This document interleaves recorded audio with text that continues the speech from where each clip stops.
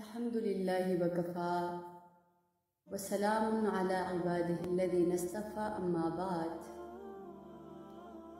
قال الله تعالى في القرآن المجيد: ادعوني أستجب لكم.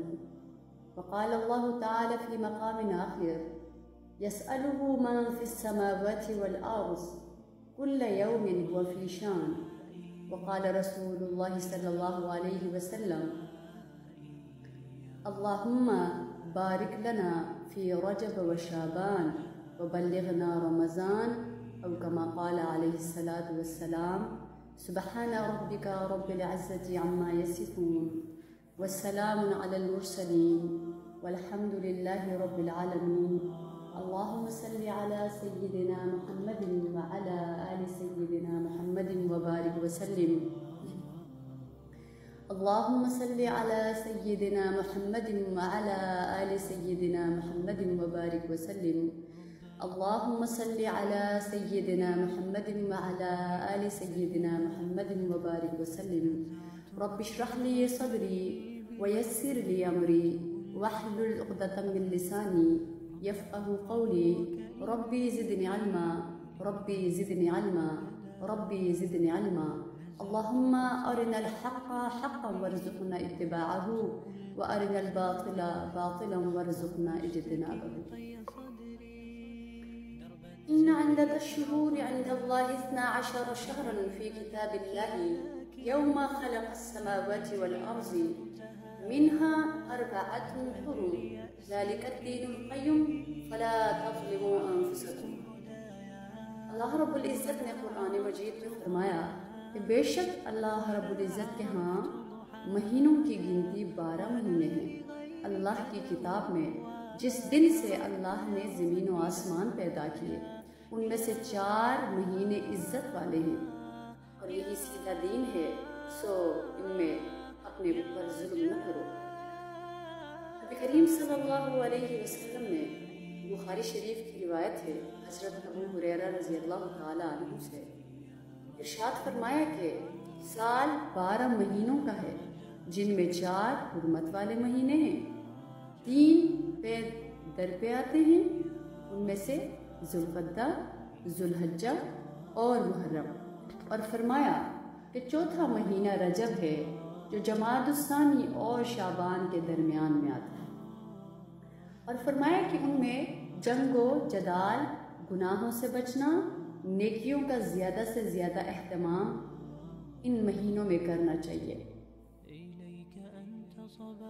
اور نبی کریم صلی اللہ علیہ وسلم نے یہ جو 4 مہینے ہیں، جیسے کہ عرض کیا، ذوالقعدہ، ذوالحجہ اور محرم اور رجب، اور یہ مہینہ رجب کا مہینہ ہے، لہٰذا جب رجب کے مہینے کا آغاز ہوتا تھا کہ اللہ رب العزت نے ان مہینوں کو حرمت عطا فرمائی، اللہ تعالیٰ نے ان مہینوں کو معزز بنایا، تو اللہ رب العزت ہی کی مرضی ہے، وہ چاہے کسی چیز کو زیادہ عزت دے، کسی چیز کو کم دے، سب ان کی مخلوق ہے اور وہ سب کے خالق ہے۔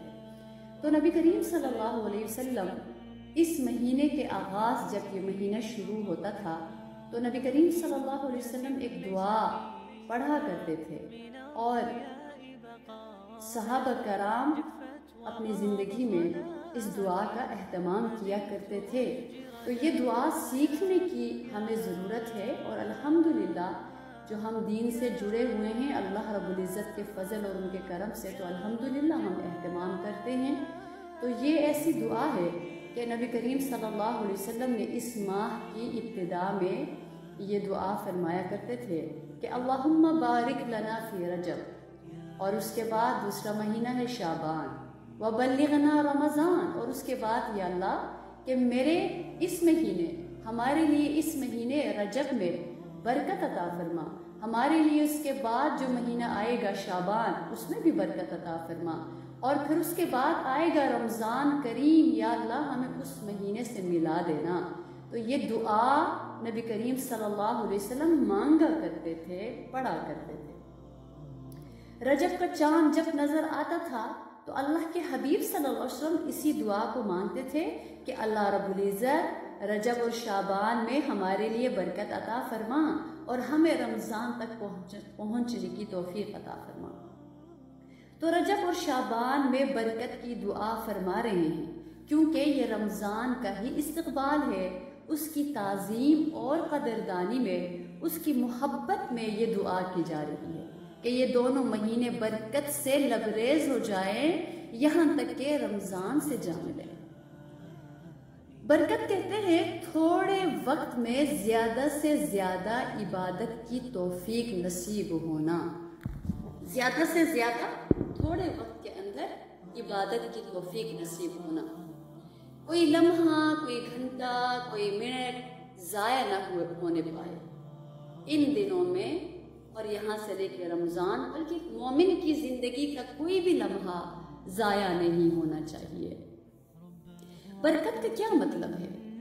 برکت کہتے ہیں کہ کسی چیز میں سے اس کی خیر کو نکالنے والی چیز وہ برکت ہے، یعنی کسی چیز میں سے کوئی ایک چیز ہے، اس کے اندر کوئی اچھائی چھپی ہوئی ہے، اس کو نکالنے کے لیے کوئی جو دوسری چیز ہے اس کو کہتے ہیں برکت۔ اور وہ چیز پوٹینشلی ہو لیکن وہ چیز سوئی ہوئی ہو، اس کو آپ ایکسپلوئٹ نہیں کر پا رہے ہیں، استعمال نہیں اس کو ہم کر پا رہے ہوں، اس کا ہمیں احساس بھی نہ ہو، شعور بھی نہ ہو، پھر کوئی چیز اس کے بارے میں ہمیں احساس دلا دے، پھر ہم اپنی اس صلاحیت کو استعمال کریں، اس سے فائدہ اٹھائے، وہ چیز برکت والی ہے۔ مثال کے طور پر جیسے بارش کی مثال ہے کہ آسمان سے وہ اترتی ہیں، زمین کے بہت اندر کوئی بیج ہوتا ہے، وہ آسمان سے بارش کا پانی اس زمین کے سینے پہ اتر کے اس کے اندر جاتا ہے، اس کے اندر جا کر اس بیج کو تحریک اس سے ملتی ہے اور وہ بیج میں سے کومپن نکلتی ہے، پھر اس کا تنا بن جاتا ہے، پھر وہ درخت بن جاتا ہے، پھر وہ پھل دیتا ہے۔ تو بیج تو ہے مگر پانی اگر اس کو نہ ملے تو وہ بیج باہر نہیں آ سکتا۔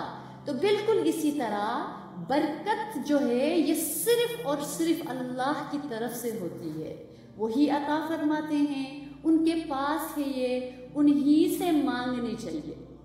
برکت یہ نہیں ہے کہ مال زیادہ ہو، اولاد زیادہ ہو، عمر زیادہ ہو، نعمتیں بے شمار ہوں، بلکہ برکت ہے کہ مال سے فائدہ ہو، اولاد سے فائدہ ہو، نعمتوں کا صحیح استعمال کیا جائے، یہ برکت ہے۔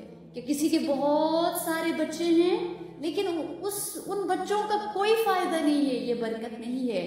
کسی کا ایک ہی بچہ ہے لیکن وہ بہت اطاعت گزار ہے، خدمت گار ہے اور نیک ہے، ماں باپ کی آنکھوں کی ٹھنڈک اور دل کا سرور ہے، یہ اولاد کی برکت ہے۔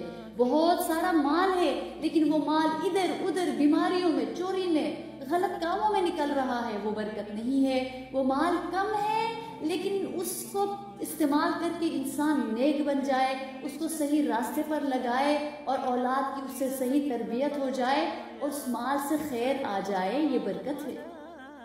اس لیے رحمت للعالمین صلی اللہ علیہ وسلم نے برکت کی دعا فرمائی ہے۔ اسی طرح کسی کی عمر ہے، کسی کی بہت لمبی عمر ہو جائے لیکن وہ بوجھ بن کر رہے، یہ برکت والی عمر نہیں ہے۔ کسی کی عمر بہت زیادہ نہیں ہے، کم ہے، لیکن اس کم عمر کے اندر وہ بہت ایسا کام کر جائے جس سے مخلوق کا فائدہ ہو، آخرت کی تیاری ہو، اللہ اور اللہ رب العزت کے رسول صلی اللہ علیہ وسلم کی اطاعت والی زندگی ہو، تو یہ برکت ہے۔ اسی لیے نبی کریم صلی اللہ علیہ وسلم نے برکت کی دعا فرمائی ہے، لہٰذا اس دعا کو مانگنا چاہیے۔ ایک تو اس سے اتباع کا ثواب ہمیں مل جائے گا جب ہم اس دعا کا اہتمام کریں گے، دوسرا دعا قبول ہو گئی، اعمال برکت والے ہو جائیں گے، اور تیسرا ہمیں اللہ رب العزت کے محبوب نے یہ تعلیم عطا فرمائی کہ زندگی میں کسی بھی کام کو شروع کرنے سے پہلے، اس کو شروع کرتے ہوئے، اس کو کرنے کے بعد دعا کا اہتمام ضرور کرنا چاہیے۔ کوئی بھی نئی چیز، نیا دن، نیا مہینہ اور نیا سال کو آغاز کرتے ہوئے دعا مانگنا ضروری ہے، کیونکہ اللہ رب العزت میرے رسول ہمیں بتانا چاہ رہے ہیں کہ تم اللہ کے بندے ہو، اور بندے کا کام مانگنا صرف مانگنا ہے، اور مانگنا ہی بندگی ہے، اور مسلمان کے لیے دعا صرف عبادت ہی نہیں بلکہ عبادت کا مغز ہے۔ اسی لیے جس رب کریم سے انسان مانگتا ہے، وہ رب کریم کون ہے؟ وہ ساری مخلوق سے بے نیاز ہے، اور کل مخلوق اس کی یکسر محتاج ہے، سب سائل اور وہ غنی ہے، سب فقیر ہیں اور وہ سب کے سوالوں کو پورا کرنے والا ہے۔ سب مخلوق اپنے حال و قال سے اپنی حاجتیں اس کی سرکار میں لے جاتی ہیں اور ان کے پورا کرنے کا سوال کرتی ہیں۔ وہ ہر دن نئی شان میں ہے، اس کی شان یہ ہے کہ ہر پکارنے والے کو جواب دے، مانگنے والے کو عطا کرے، تنگ دستوں کو کشادگی دے، مصیبت اور آفت والوں کو رہائی بخشے، بیماروں کو تندرستی عنایت فرمائے، غم اور ہم کو دور کر دے، بے قرار کی بے قراری کے وقت کی دعا قبول فرما کر اسے قرار اور آرام عنایت فرمائے، گنہگاروں کی کہ واویلا پر متوجہ ہو کر خطاؤں سے درگزر فرمائے اور گناہوں کو بخش دے۔ تمام زمین و آسمان والے اس کے سامنے ہاتھ اور دامن پھیلائے ہوئے ہیں، چھوٹوں کو بڑا، بڑوں کو معزز، سب کچھ وہی کرتا ہے، سب اسی کی شان ہے۔ وہ خالق و مالک اتنی بڑی قدرت والا کہ سارے آسمان اور پوری کائنات والے ان کے سامنے اپنے ہاتھ اور دامن پھیلائے ہوئے ہیں۔ وہ اتنا بڑا داتا اور کریم ہے کہ ہر کس و ناقص کی سن کر اپنے لامتناہی خزانوں میں سے ہر آن ہر لمحہ عنایت فرماتے ہیں۔ اور وہ پروردگار کیسے وہ فرما رہے ہیں واضح طور پہ کہ مسلمانوں، ساری کائنات مجھ سے بے انتہا مفاد حاصل کر رہی ہے، تو پھر تم مجھ سے مانگنے سے کیوں شرما رہے ہو؟ کیوں اپنا تہ دامن سمیٹے ہوئے ہو؟ ادعونی استجب لکم، آؤ آؤ جبین نیاز جھکا کر، دست سوال پھیلا کر مجھ سے مانگو۔ دیکھو میری عظیم صفت، کل یوم ہوا فی شان، یعنی ہر وقت ہر لحظہ اپنی مخلوق میں سے کسی نہ کسی کو نوازتا ہی رہتا ہوں۔ کیا بعید ہے ان نوازے جانے والوں میں تم پر بھی میری نظر کرم ہو جائے۔ تو اس ارحم الراحمین کی جانب سے ہمیں جھنجھوڑ کر مانگنے اور مانگتے رہنے کی برملا دعوت دی جا رہی ہے۔ لہٰذا خوش قسمت ہے وہ مسلمان جو اللہ کی طرف متوجہ ہو کر حسب توفیق اپنا دامن پھیلا لے۔ اللہ رب العزت ہمیں دعائیں مانگنے رہنے کی توفیق عطا فرمائے۔ اللہ رب العزت نے اپنے کلام مجید میں فرمایا ہے وَإِذَا سَأَلَكَ عِبَادِي عَنِّي فَإِنِّي قَرِيبٌ أُجِيبُ دَعْوَةَ الدَّاعِ إِذَا دَعَانِ۔ اور جب اے میرے رسول صلی اللہ علیہ وسلم آپ سے میرے بندے میرے بارے میں دریافت کریں تو میں قریب ہی ہوں، منظور کر لیتا ہوں درخواست کرنے والوں کی درخواست کو جبکہ وہ میرے حضور درخواست کریں۔ اللہ اکبر، کہ اپنے رسول صلی اللہ علیہ وسلم سے اللہ رب العزت اللہ رب کریم فرما رہے ہیں کہ آپ کہہ دیجئے میں دور نہیں ہوں، میں بہت ہی قریب ہوں۔ لہٰذا حضرت عائشہ رضی اللہ تعالی عنہا ایک مرتبہ اس آیت کا مطلب دریافت کیا نبی کریم صلی اللہ علیہ وسلم سے، تو نبی کریم صلی اللہ علیہ وسلم نے دعا فرمائی کہ یا اللہ عائشہ کے سوال کا جواب نازل فرمائیں۔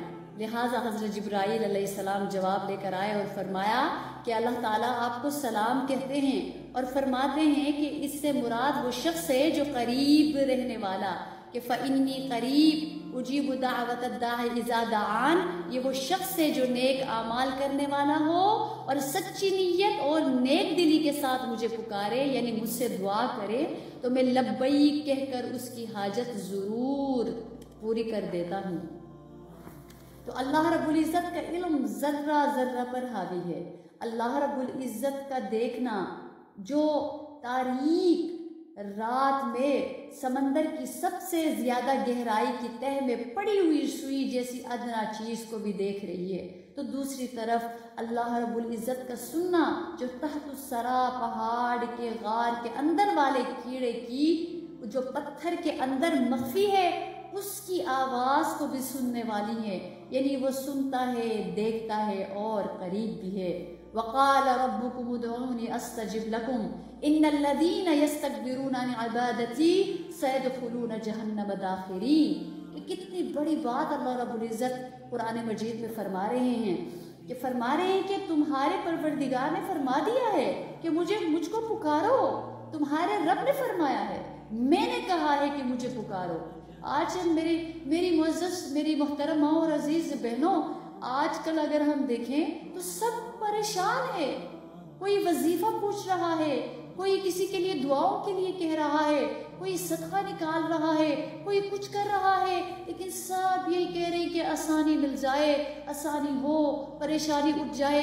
ایک اضطرار ہے، ایک بے چینی ہے، ایک پریشانی ہے، ہر کوئی اپنے دل میں غم لیے پھر رہا ہے، لیکن اس طرح سے کوئی بھی اس در پہ جا کے اس کو نہیں منا رہا جو خود کہہ رہے کہ وقال ربکم ادعونی استجب لکم۔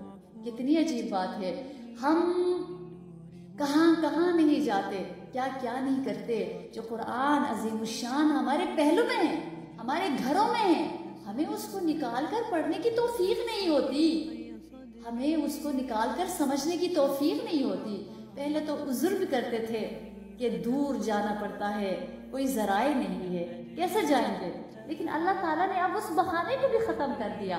ہم چار دیواری کے اندر، اپنے کمرے کے اندر، اپنے بیڈ روم کے اندر، اپنے بیڈ پہ بیٹھ کے بس صرف انگلیوں کے اشاروں سے جا کے کہاں سے کہاں پہنچ جاتے ہیں، اور چاہے ہم قرآن سیکھیں، چاہے ہم حدیث سیکھیں، چاہے ہم ڈرامے دیکھیں، چاہے گانے سنیں، وہ ہمارے اوپر ڈپینڈ کرتا ہے۔ تو اللہ رب العزت نے تو راستہ دے دیا، ہمارے دروازے نہیں، ہمارے کمروں میں لا کے، ہمارے ہاتھ میں لا کے ہمیں پکڑا دیا کہ اب تو مجھے جانو، اب تو مجھے سیکھو، اب تو کوئی بہانہ نہیں ہے، اب تو کوئی بہانہ نہیں ہے۔ تو وہ پروردگار خود فرما رہے ہیں کہ میرے بندو، تمہارے پروردگار نے خود فرما دیا کہ مجھ کو پکارو، میں تمہاری درخواست قبول کروں گا، اور جو لوگ میری عبادت سے تکبر کرتے ہیں وہ ان قریب ذلیل ہو کر جہنم میں داخل ہوں گے۔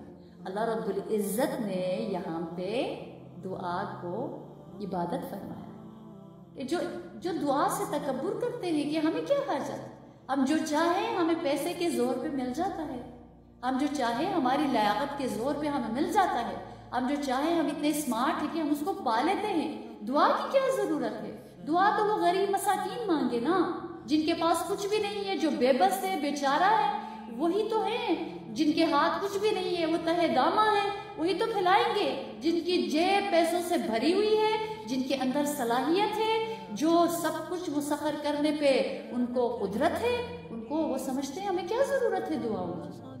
اللہ رب العزت فرمانے کہ نہیں، فرمائے کہ جو میری عبادت سے تکبر کرے گا میں اس کو جہنم میں داخل کروں گا۔ یہ کوئی چھوٹی بات نہیں ہے، یہ کوئی چھوٹی بات نہیں ہے۔ اور دعا کا جو لفظی معنی ہے وہ پکارنا ہے، اور اکثر اس کا استعمال کسی حاجت اور ضرورت کے لیے پکارنے میں ہوتا ہے، اور یہی دعا کبھی ذکر اللہ کو کے لیے بھی استعمال ہوتا ہے۔ تو یہ جو آیت ہے امت محمدیہ صلی اللہ علیہ وسلم کا خاص اعزاز ہے کہ ان کو دعا مانگنے کا حکم دیا گیا ہے، اور اس کی قبولیت کا وعدہ کیا گیا ہے کہ جو دعا نہ مانگے اس کے لیے عذاب کی وعید بھی اس آیت میں آئی ہے۔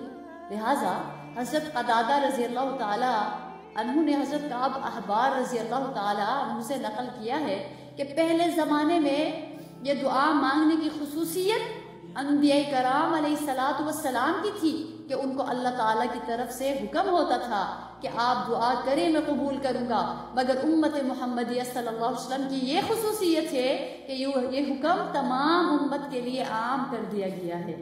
سبحان اللہ، یہ کتنی بڑی بات ہے، کتنی بڑی بات ہے کہ جو پہلے انبیاء کرام کو جو نعمتوں سے نوازا گیا ہے، اللہ پاک نے محمد الرسول اللہ صلی اللہ علیہ وسلم کی امت کو وہ نعمتیں عطا فرمائی ہیں۔ اگر پھر بھی ہم ان سے فائدہ نہ اٹھائے تو ہماری ہی کوتاہی ہے۔ حضرت انس رضی اللہ تعالی عنہ سے روایت ہے کہ حضور صلی اللہ علیہ وسلم نے فرمایا کہ اللہ تعالیٰ نے فرمایا ہے تو دعا کر اور میں قبول کروں گا۔ ایک کام دعا کرنا تیرا ایک کام دعا کو قبول کرنا یہ میرا، یعنی اے مسلمانوں دعا کرنا یہ تمہارا کام ہے اور اسے قبول کرنا یہ میرا کام ہے، کہ دعا تم کرو اور پھر چھوڑ دو، اللہ پہ توکل کرو اور نکل جاؤ، بوجھ کو اتار دو، بوجھ کو رکھ دو، کیوں پریشان ہو میرے بندو، مانگ تو لو مجھ سے، مانگ تو لو، حاضری تو دو، پیشی تو دو، میرے پاس تو آؤ، مجھے پکار تو لو، اور پھر تمہارا کام مانگنا ہے اور میرا کام دینا ہے۔ اس لیے حضرت عبادہ بن صامت رضی اللہ تعالی عنہ فرماتے ہیں کہ نبی کریم صلی اللہ علیہ وسلم نے فرمایا کہ روئے زمین کا جو مسلمان بھی اللہ جل شانہ سے دعا مانگے تو اس جائز دعا کو اللہ تعالیٰ قبول فرما لیتے ہیں۔ مقصد یہ کہ باری تعالیٰ دعا کرنے والوں کی دعا کو بیکار نہیں کرتا، نہ ایسا ہوتا ہے کہ وہ اس دعا سے غافل ہے اور نہ سنے، یہ ہو ہی نہیں سکتا، یہ ہو ہی نہیں سکتا۔ اس لیے قرآن مجید میں ہمیں مثالیں ملتی ہیں، اس لیے ذرا آپ کی توجہ چاہیے کہ جگہ جگہ اللہ پاک نے اپنے مقرب بندوں کی مثالیں دے کر، اپنے مقرب بندوں کے واقعات کا ذکر کرتے ہوئے ان کا ایمان کا اور ان کی دعاؤں، ان کی آہوزاری، ان کی فریاد کا ہمیں طریقہ سکھایا ہے، اور پھر بتایا ہے کہ جب انہوں نے ایسا کیا تو آگے سے میں نے کیا رسپانس دیا، میری طرف سے ان کو کس طرح سے میں نے کیا ان کو جواب دیا، انہوں نے درخواست کی تو میں نے کیا کیا، انہوں نے مانگا تو میں نے کیا کیا، کیا میں خاموش ہو گیا، کیا میں نے جواب نہیں دیا؟ تو اس لیے ہم دعا کو سمجھیں، دعا چیز کیا ہے، اور دعا کو سیکھیں، اور دعا سیکھنے کے لیے بھی قرآن مجید ہے، اللہ کو جاننے کے لیے بھی قرآن مجید ہے، اللہ کے رسول کی عظمتوں کو سمجھنے کے لیے بھی قرآن مجید ہے۔ قرآن پاک کو چھوڑیں گے، قرآن پاک کو نہیں سمجھیں گے، قرآن پاک کو حفظ جان نہیں بنائیں گے، ہمیں کچھ بھی نہیں آئے گا، کچھ بھی نہیں آئے گا۔ اسی لیے اللہ رب العزت نے اپنے کلام مجید میں فرمایا کلما دخل علیہا زکریا المحراب وجد عندها رزقا قال یا مریم ان لکی ھذا قالت هو من عند اللہ ان اللہ یرزق من یشاء بغیر حساب، کہ جب کبھی زکریا علیہ السلام ان کے پاس، مریم کے پاس، یعنی عمدہ مکان میں تشریف لاتے تو ان کے پاس کچھ کھانے پینے کی چیزیں پاتے ہیں، اور یوں فرماتے کہ اے مریم یہ چیزیں تمہارے واسطے تمہارے پاس کہاں سے آئی ہیں؟ وہ کہتی اللہ تعالیٰ کے پاس سے آئی ہیں، بے شک اللہ تعالیٰ جس کو چاہتے ہیں بلا حساب کے رزق عطا فرماتے ہیں۔ اللہ اکبر کبیرہ۔ لہذا حضرت زکریا علیہ السلام نے حضرت مریم علیہ السلام کو مسجد کے ایک عمدہ محفوظ کمرے میں بٹھا کر اس کمرے کو بند کر لیا کرتے تھے، اس کو لوک لگایا کرتے تھے۔ جب آپ کہیں جاتے تو اس کمرے کو تالا لگا کر جاتے، جب واپس آتے ان کے پاس آتے تو ان کے پاس کچھ کھانے کی تازہ چیزیں وہ پاتے تھے۔ اسے دیکھ کر حضرت زکریا علیہ السلام فرماتے یا مریم ان لکی ھذا، کہ اے مریم یہ چیزیں تمہارے پاس کہاں سے آئی ہیں، جبکہ مکان تو برابر بند ہے اور قفل کی وجہ سے باہر سے کسی کے آنے جانے اور کمرے میں داخل ہونے کا سوال ہی پیدا نہیں ہوتا۔ تو حضرت مریم علیہ السلام جواب دیتی قالت هو من عند اللہ، یہ اللہ کے پاس جو خزائن غائب ہے اس میں سے آتی ہیں، بے شک اللہ رب العزت جس کو چاہتے ہیں بلا حساب کے رزق عطا فرماتے ہیں۔ یہ دیکھ کر اسی وقت وہی حضرت زکریا علیہ السلام نے دعا مانگنی شروع کر دی۔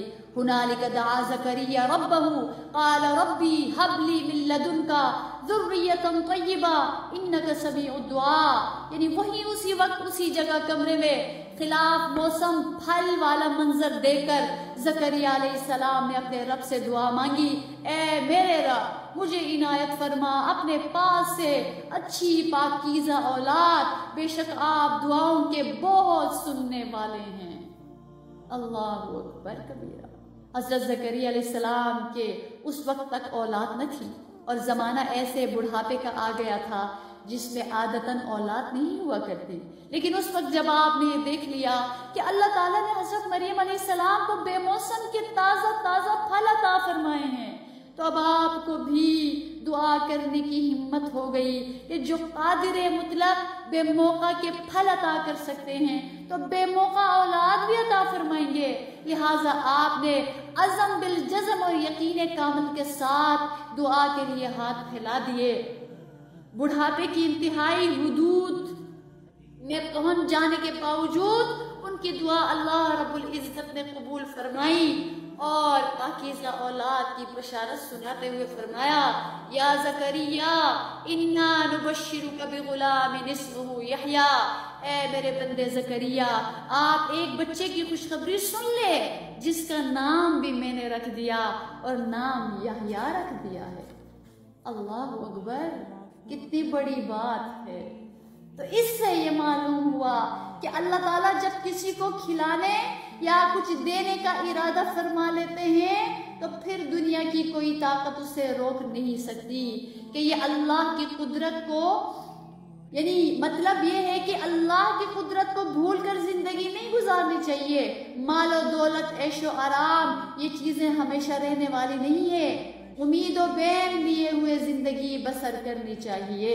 ایک یہ بات، اور اس سے یہ بات بھی معلوم ہوئی کہ دعا میں سب سے بڑی چیز اخلاص کے ساتھ حسن ظن، پختہ ارادہ اور کامل یقین ہے۔ لہٰذا دعائیں مانگتے وقت جتنا اعتماد کامل، پختہ ارادہ اور یقین صادق ہوگا اتنی ہی دعائیں قبول ہوتی چلی جائیں گی۔ دعا مانگنے والا چاہے نیک اور صالح ہو یا گنہگار ہو، یہ اصول سب کے لیے ہے۔ اس لیے دعا کے وقت اس چیز کو ہمیشہ ہمیں ذہن میں رکھنا چاہیے۔ اور ایسے لوگ، وہ لوگ جن کو اللہ کی عظمتوں کا نہیں پتا، اگر وہ شکوہ گلا کرے تو پھر بھی بات سمجھ آتی ہے۔ ہم تو بڑے بڑوں کو ڈگمگاتے ہوئے دیکھتے ہیں، بڑے بڑے سمجھنے والوں کو، قرآن پڑھنے والوں کو، قرآن پڑھنے والیوں کو، قرآن سکھانے والیوں کو مایوسی کی عطا گہرائی میں دیکھتے ہیں۔ ان کی طرف سے جب یہ بات آتی ہے کہ ہمارا تو بس دل ختم ہو گیا ہے، ہم تو اب دعا مانگتے ہوئے تھک گئے ہیں، اب تو ہمیں کچھ بھی نظر نہیں آتا، یعنی ہم نے پتہ نہیں کیسی دعائیں مانگی تھی زندگی میں جو ہمیں یہ چیز نہیں ملی۔ کیا ہم اللہ سے کاروبار کرنے جا رہے ہوتے ہیں جو آگے کے لیے یہ چیزیں مانگیں گے کہ یہ کریں گے تو اللہ تعالیٰ اس وقت یہ دیں گے، ہم ابھی نہیں مانگیں گے آگے اللہ نہیں دیں گے؟ اللہ ہر وقت ہر شان کے ساتھ موجود ہے۔ اللہ سے جب بھی مانگے، ابھی مانگے، رات کو مانگے، کل مانگے، اگلے سال مانگے، وہ ہر وقت موجود ہے۔ وہ پچھلے سال دعا قبول کرتے اس سال بھی کریں گے، اس سال کرتے اگلے سال بھی کریں گے۔ کیا ان کے خزانے کم پڑ جائیں گے ہمارے دعائیں قبول کرنے کے بعد؟ ایسا نہیں ہوتا۔ جب ایسے لوگوں کی طرف سے ایسی باتیں آتی ہیں اور جب ہم ان کو ڈگمگاتے ہوئے دیکھتے ہیں، ٹھیک ہے، یہ انسان کی ایک کمزوری اللہ پاک نے ایک انسان کے اندر رکھی ہے کہ انسان گھبرا تو جاتا ہے۔ اسی لیے حدیث پاک کا مفہوم ہے کہ اللہ تعالیٰ انسان کی دعائیں قبول کرتے رہتے ہیں، کرتے ہی رہتے ہیں، یہاں تک کہ جب انسان کے دل میں یہ خیال آتا ہے کہ میری دعائیں قبول نہیں ہوئی، اور جب انسان یہ کہتا ہے اس کے ساتھ ہی اس کی دعائیں قبول ہونا بند ہو جاتی ہیں۔ تو اس لیے اللہ تعالیٰ کے نزدیک ایک مومن کے گمان کی بہت ویلیو ہے۔ اس لیے اس باریک نقطے کو ہم سمجھ جائیں کہ میں انسان کے، میں بندے کے گمان کے ساتھ ہوتا ہوں۔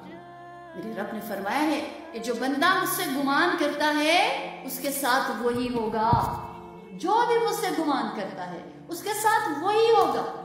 وہ اچھا گمان کرے گا، ہاتھ اٹھانے سے پہلے سوچے گا کہ میرا رب دے گا، میرے پروردگار نوازیں گے، لوگ مجھے یہ کہہ رہے ہیں، اور وہ جو چیز جو لوگ مجھے تانا دے رہے ہیں وہ میرے رب کے خزانے میں رکھی ہوئی ہے، مجھے وہی نوازیں گے، مجھے وہی عطا کریں گے، مجھے وہی بخشیں گے۔ اے میرے رب تو نے دیا ہے، تو ہی دے گا، تیرے در سے لو لگی ہے۔ جب انسان اس یقین کے ساتھ بیٹھے گا، جب کوئی بندی اس یقین کے ساتھ بیٹھے گی، پھر اللہ سے مانگے گی، اللہ اس کے اوپر پیار آتا ہے پھر کہ اس کو دیکھو تو اس کا اعتماد میرے اوپر ہے۔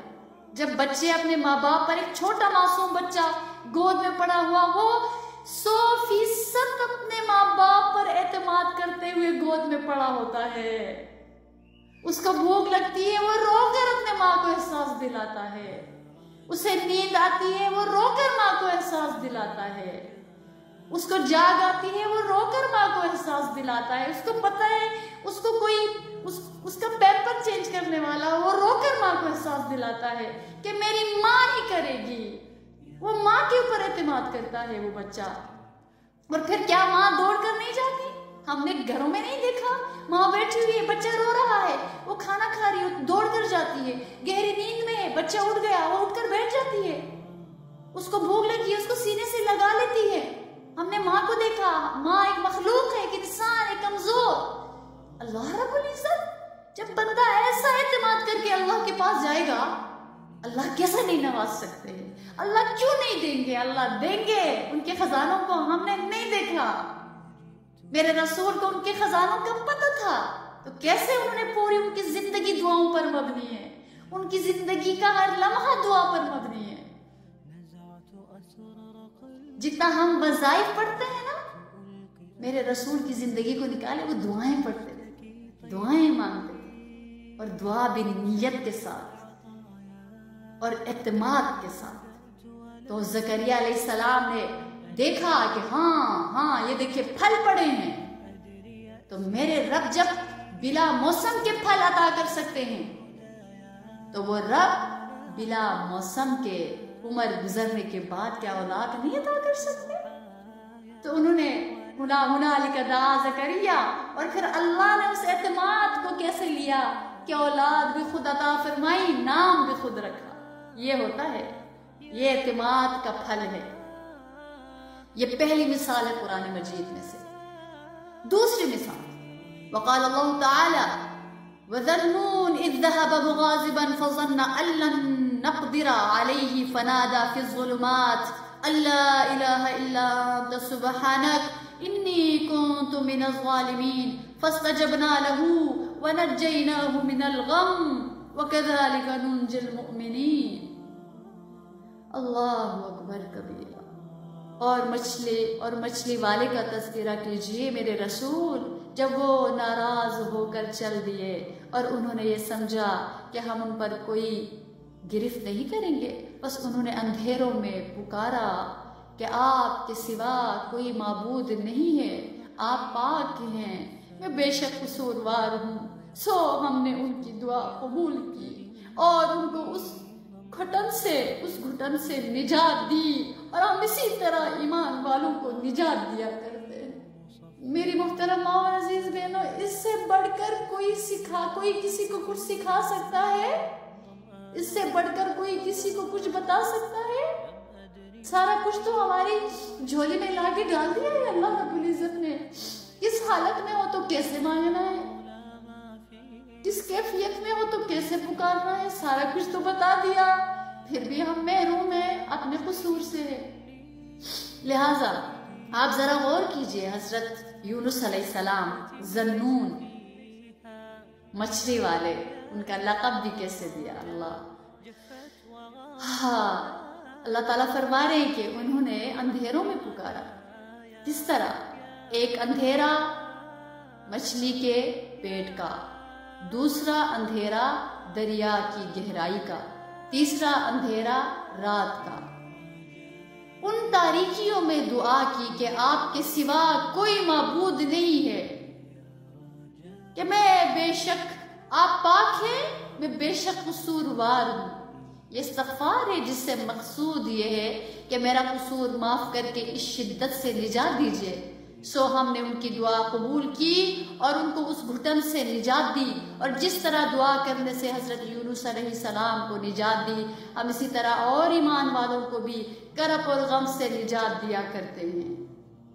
حضرت یونس علیہ السلام کو کشتی والے دریا میں ڈالنا نہیں چاہتے تھے، لیکن کیا کرتے، بار بار کے قرآن اندازی پر بھی حضرت یونس علیہ السلام کا ہی نام نکلتا رہا۔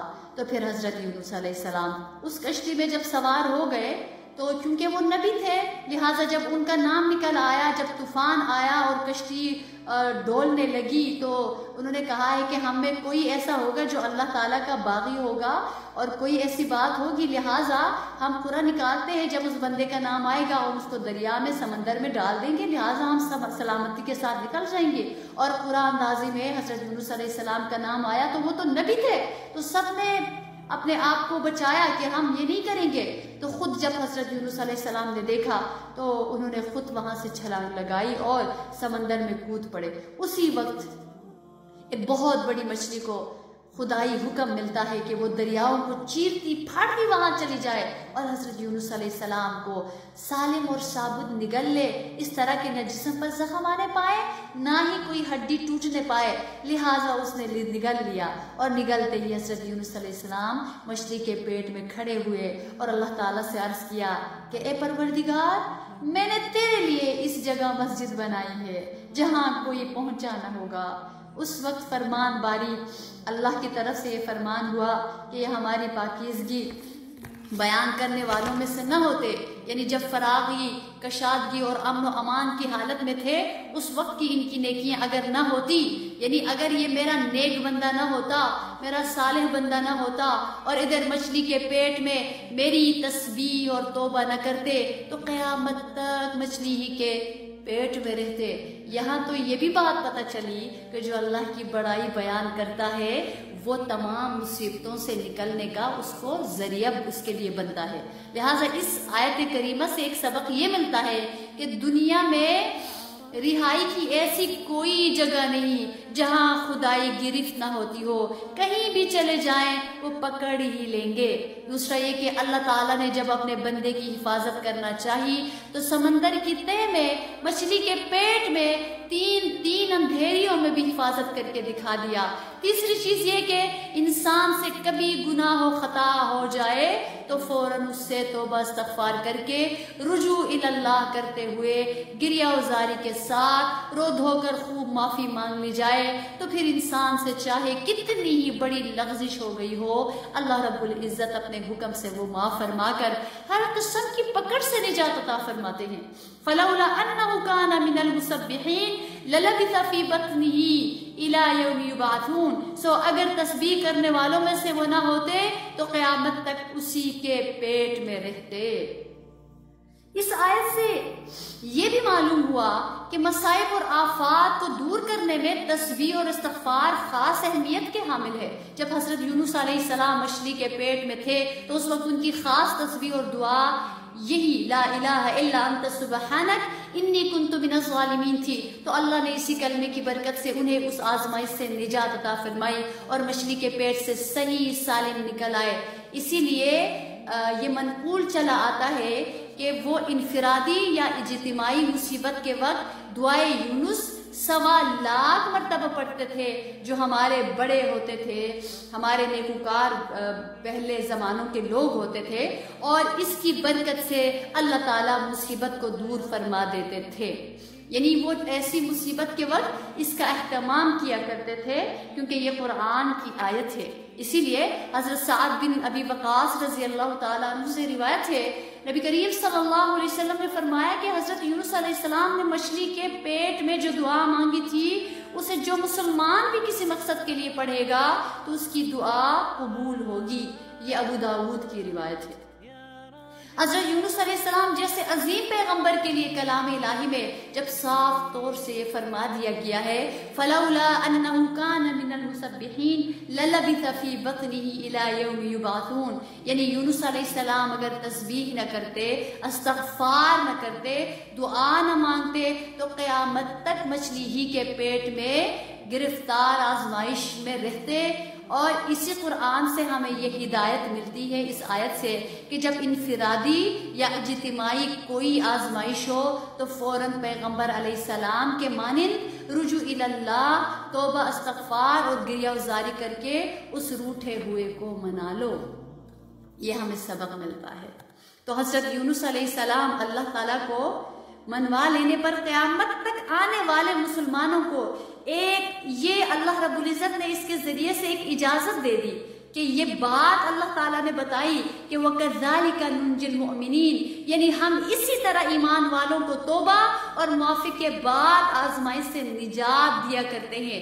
جب ادھر سے ہی ہمیں یہ خوش کن فیصلہ سنا دیا گیا تو ایسے وقت میں ہمیں نا امید اور پریشان نہ ہونا چاہیے، بلکہ جلد از جلد توبہ استغفار کہ باپ رو رو کر اپنی کوتاہی، عاجزی اور بے بسی کا دعا کے ذریعے اظہار کر دینے سے وہ رب کریم اپنے فرمان کے مطابق انشاءاللہ یقیناً ہر رنج و غم سے نجات عطا فرما کر رہیں گے۔ یسألہ من فی السماوات والارض کل یوم ہوا فی شان، اسی سے سب آسمان اور زمین والے مانگتے ہیں، وہ ہر وقت کسی نہ کسی شان میں رہتا ہے۔ وہ پروردگار جن سے پوری کائنات مانگتی ہے۔ تو یہ دوسری مثال ہے قرآن مجید سے کہ جو ہمیں پتہ چلتی ہے، جو کسی بھی طرح سے کسی مصیبت میں مبتلا ہو جائے، کسی غم میں مبتلا ہو جائے، کسی پریشانی میں مبتلا ہو جائے، کسی بیماری میں مبتلا ہو جائے، کسی قرض تلے بوجھ تلے دب جائے، لوگوں کے کسی تانوں اور اعتراضات کے بھوجاڑ ہو جائے، اپنے آپ کو تنہا سمجھے اور اس کو لگے کہ یہ میرے لیے میرا یہ گھر مچھلی کا پیٹ بن گیا ہے، یہ میرے لیے زندگی مچھلی کا پیٹ بن گئی ہے، یہ میرے لیے گزران مچھلی کا پیٹ بن گیا ہے، تو وہ اللہ رب العزت کے آگے صرف یہ نہیں ہے کہ اس آیت کو پڑھنا ہے۔ آپ تصور کیجئے گا اس تاریکی میں اس وقت کس انداز کے ساتھ، کس طلب اور کس تڑپ کے ساتھ انہوں نے پکارا ہوگا۔ اس کیفیت کو لانا ضروری ہے، اس کیفیت کو لانا ضروری ہے۔ ہم صرف بیٹھ کر ادھر ہماری نظریں جائیں گی، ادھر ہماری نظریں جائیں گی، بیچ میں اس سے پوچھیں گے، بیچ میں اس کو سلام کریں گے۔ ہم مجلس میں بھی بیٹھ کے جب پڑھتے ہیں جی السلام علیکم، وعلیکم السلام، جی آپ کیسے ہیں، جی میں تو ٹھیک ہوں، وہ دیکھو بچہ گر گیا، اس کو دیکھو بچے کو اٹھاؤ، اور یہ ادھر سے جا رہا ہے، وہ ادھر سے جا رہا ہے، یہ دروازہ بند کر دو۔ نہیں، اللہ رب العزت تو کہتے ہیں کہ میں غافل دلوں کی دعا نہیں سنتا۔ یہ اصل میں دعا ہے، لا الہ الا انت سبحانک انی کنت من الظالمین۔ اس کو پورا ادب چاہیے، اس کو پوری توجہ چاہیے، توجہ اللہ ہو کے، اللہ کی طرف متوجہ ہو کے، ہمتن گوش ہو کے، سر سے پاؤں تک سوال بن کے بیٹھ کے پڑھیں گے تو کچھ ہوگا، ورنہ کیا کہیں گے ہم؟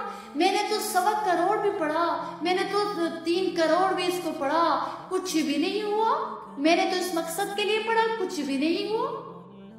نہیں، اور ایک اور بات، میں نے اس کو پڑھا تو ہو گیا، نہیں، اللہ نے کیا، میں نے اس کو پڑھا، اللہ نے کیا، میرے رب نے کیا، میں نے ان سے مانگا، میرے رب نے کیا۔ یہ ہمارے رسول نے ہمیں سکھایا ہے، یہ راستہ ہمارے رسول نے ہمیں بتایا ہے، اس در کے بارے میں ہمارے رسول نے ہمیں بتایا ہے۔ جو انہوں نے بتایا ہم نے آنکھیں بند کر کے مان لیا، کیونکہ وہ اللہ کے حبیب ہیں۔ تو اس لیے اس کو ایسے ماننا چاہیے جیسے آپ ذرا یونس علیہ السلام کی کیفیت کو ذرا فیل کیجئے کہ تاریکیوں میں ہیں، سانس بند ہو رہی ہے، ہر طرف بدبو ہے، ہر طرف اسمیل آ رہی ہے ہر طرف سے، اور اس وقت کون یاد آ رہا ہے؟ اللہ۔ اس وقت اللہ سبحانہ و تعالی یاد آ رہے ہیں، اپنی کوتاہیاں یاد آ رہی ہیں، اللہ کی بڑائی یاد آ رہی ہے، تو اللہ کو پکارا۔ اس کیفیت کے ساتھ پکاریں گے اللہ مل جائیں گے، اس کیفیت کے ساتھ پکاریں گے دعا قبول ہوگی۔ اگر یہ ہوگا کہ ادھر سے چل پھر کر پڑھ رہے ہیں ہاتھ، اس کا بھی فائدہ ہے، وظیفہ ذکر کا فائدہ ہی فائدہ ہے۔ نبی کریم صلی اللہ علیہ وسلم سے پوچھا تو فرمایا کہ تمہاری زبان اللہ کے ذکر سے تر رہے، اس کا فائدہ ہے، لیکن مانگنے کی کوئی اور ہی شان ہے، اس ادب کی تو کوئی اور ہی شان ہے۔ اس کو پروٹوکول دے کر اس کو ادب کے ساتھ پڑھیں گے تو یقیناً وہ مسئلہ حل ہو جائے گا، اللہ یقیناً دعا قبول فرمائیں گے۔ تیسری مثال قرآن مجید سے، قال اللہ تعالی فی القرآن وَإِذْ قَالَ إِبْرَاهِيمُ رَبِّ اجْعَلْ هَذَا بَلَدًا آمِنًا وَارْزُقْ أَهْلَهُ مِنَ الثَّمَرَاتِ، اور دوسرے مقام پہ وَإِذْ يَرْفَعُ إِبْرَاهِيمُ الْقَوَاعِدَ مِنَ الْبَيْتِ وَإِسْمَاعِيلُ رَبَّنَا تَقَبَّلْ مِنَّا إِنَّكَ أَنْتَ السَّمِيعُ الْعَلِيمُ رَبَّنَا وَاجْعَلْنَا مُسْلِمَيْنِ لَكَ وَمِنْ ذُرِّيَّتِنَا أُمَّةً مُسْلِمَةً لَكَ وَأَرِنَا مَنَاسِكَنَا وَتُبْ عَلَيْنَا إِنَّكَ أَنْتَ التَّوَّابُ الرَّحِيمُ رَبَّنَا وَابْعَثْ فِيهِمْ رَسُولًا مِّنْهُمْ يَتْلُو عَلَيْهِمْ آيَاتِكَ وَيُعَلِّمُهُمُ الْكِتَابَ وَالْحِكْمَةَ وَيُزَكِّيهِمْ إِنَّكَ أَنْتَ الْعَزِيزُ الْحَكِيمُ۔ اللہ اکبر۔ اور جس وقت حضرت ابراہیم علیہ السلام نے عرض کیا اے میرے پروردگار اس کو ایک شہر بنا دیجئے، اس مکہ کو ایک شہر بنا دیجئے امن والا، اور اس کے بسنے والوں کو پھلوں سے نوازیے، اے ہمارے پروردگار اس جماعت کے اندر انہی میں سے ایک پیغمبر بھی مقرر کیجئے جو ان لوگوں کو آپ کی آیتیں پڑھ کر سنایا کرے۔ ربنا انی اسکنت من ذریتی بواد غیر ذی زرع، اے ہمارے رب میں اپنی اولاد آپ کے معظم گھر کے قریب ایک میدان میں جو زراعت کے قابل نہیں ہے آباد کرتا ہوں تاکہ وہ لوگ نماز کا اہتمام کرے۔ اے ہمارے رب، اے میرے رب، میں اپنی اولاد حضرت اسماعیل علیہ السلام اور ان کے واسطے سے ان کی نسل کو آپ کے معظم گھر خانہ کعبہ کے قریب جو پہلے سے یہاں بنا ہوا تھا اور ہمیشہ سے لوگ اس کا ادب کرتے آتے تھے، ایک میدان میں بیت الحرام کے پاس اس لیے آباد کرتا ہوں تاکہ وہ لوگ نماز کا خاص اہتمام کریں، کیونکہ وہاں پہ زراعت نہیں، ظاہر ہے ابھی بھی پہاڑ ہی پہاڑ ہے وہاں پہ، اب کچھ ظاہر ہے اب اتنا زمانہ گزر گیا ہے لیکن اب بھی پہاڑ زیادہ نظر آتے ہیں، اس وقت کیا عالم ہوگا۔ ان کو محض اپنی قدرت سے پھل کھانے کو دیجیے تاکہ یہ لوگ ان نعمتوں کا شکر کرے۔ اے ہمارے رب، یہ دعائیں محض ابدیت کے لیے ہیں، آپ کو اپنی حاجات کی اطلاع کے لیے نہیں ہے، کیونکہ آپ کو تو سب کچھ معلوم ہے جو ہم اپنے دل میں رکھیں اور جو کچھ ہم ظاہر کریں۔ تو دعا تو ہر انسان مانگتا ہے، لیکن مانگنے کا سلیقہ ہر ایک کو نہیں آتا۔ انبیاء علیہ السلام کی دعائیں سبق آموز اور جامع ہوتی ہیں، اس سے اندازہ ہوتا ہے کہ کیا چیز مانگنے کی ہے اور اسے کس وقت کس طرح مانگا جائے۔ یہاں پر پیغمبرانہ انداز دعا کو ذرا دیکھ لیجئے گا، کہ ذرا سن لیجئے گا کہ دعا کو لفظ ربنا سے شروع فرمایا، ربی ربنا، کہ جس کے معنی ہے اے میرے پالنے والے، اے میرے پالنہار۔ ان الفاظ میں دعا مانگنے کا سلیقہ سکھایا گیا۔ خود یہ الفاظ اللہ تعالیٰ کی رحمت اور لطف و کرم کو متوجہ کرنے پر مؤثر ہے، اور اس انداز کے ساتھ کہ اے میرے رب۔ تو حضرت ابراہیم علیہ السلام کی جو دعائیں ہیں، تو چند دعاؤں کا تذکرہ جو ان آیات میں اللہ تعالیٰ نے فرمایا، تو ہم ذرا دیکھیں، معلوم ہو جائے کہ اللہ تعالیٰ کے جلیل القدر پیغمبر علیہ السلام نے کیا دعا مانگی، مانگنے کا انداز، طریقہ اور ترتیب کیا ہے، اس کا اندازہ ذرا ان کچھ باتوں سے ہمیں ہو جائے گا۔ ذرا آپ توجہ کیجئے گا، ذرا آپ غور کیجئے گا کہ ایک تو اللہ تعالیٰ کا نام ربنا کے بعد ربنا ایک تو یہ مانگا، تو ہمیشہ اللہ کو جب پکارے تو اللہ کے پیارے پیارے ناموں سے اللہ کو پکارنا ہے، جتنا اچھا نام، ان کے صفاتی نام، اور اپنی زبان میں جو دل سے ایک لفظ نکلے کہ میرے بہت ہی پیارے رب، میرے بہت ہی عزیز پروردگار، آپ میرے رب ہیں، آپ میرے اللہ ہیں، آپ کے سوا کوئی نہیں، اے میرے رب، میرے پیارے رب، میرے اپنے پروردگار، میرے ہی تو ہے آپ رب۔ کوئی بھی اچھے الفاظ، ایک تو یہ۔ دوسرا فرمایا ھذا بلدن آمنا، کہ اس دعا کے بعد کیا مانگنا چاہیے کہ جگہ کی حفاظت کے لیے، یعنی قیام اور رہنے سہنے کی جگہ ہی میں اگر اطمینان اور سکون، راحت اور چین نہ ہو تو پھر ویسی جگہ بجائے امن و امان کے جہنم کا بن جائے، تو پھر ایسی جگہ پر رہنے سے نہ رہنا ہی بہتر ہوتا ہے۔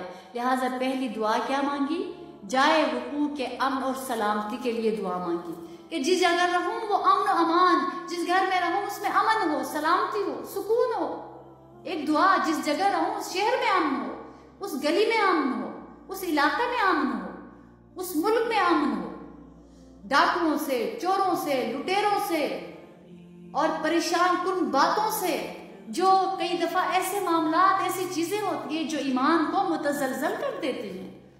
تو جگہ کے لیے دوسری بات، جگہ کی سلامتی کے بعد دوسری دعا مانگی ہے وَجْنُبْنِي وَبَنِيَّ أَن نَّعْبُدَ الْأَصْنَامَ، کہ اللہ شرک اور بت پرستی سے ہمیں بچا لیجئے، یعنی کمال ایمان کے لیے دعا مانگی اور گمراہی اور بے راہ روی سے حفاظت کے لیے دعا مانگی. تو اس میں دین، ایمان اور اسلام پر استقامت وغیرہ سب کچھ آ گیا. تو ایمان بہت بڑی نعمت ہے. تو اپنے ایمان کو اللہ سے مانگنا ہے، ایمان کی سلامتی اللہ سے مانگنی ہے، اور ایمان پر استقامت یہ دعا اللہ سے مانگنی ہے. دوسری بات. تیسری بات یہ ثابت ہوئی کہ جو مانگی وہ عبادت کے اعتبار سے اپنی اولاد اور قیامت تک آنے والے مسلمانوں کے لیے دعا مانگی.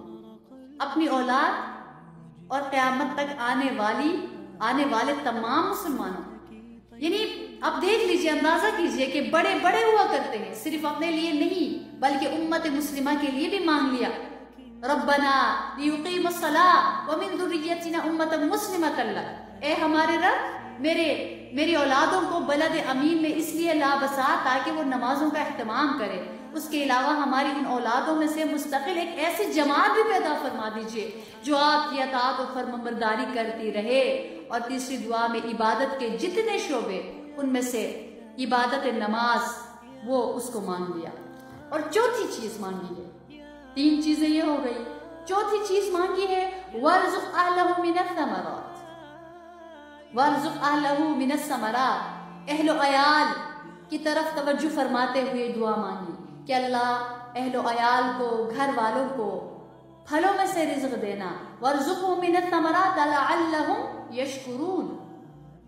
لہٰذا یہ بھی دعا مانگی کہ یا اللہ یہ شفقت ہے، جسے اپنے بچے پر شفقت کرتے ہوئے، اپنی بیوی پر، اپنے گھر بار پر، اپنی نسل پر یہ دعا مانگی. تو اس لیے یہ دعا بھی مانگنی چاہیے اپنے لیے، اپنے بچوں کے لیے، اپنے گھر بار کے لیے، اپنے رشتہ داروں کے لیے، امت مسلمہ کے لیے.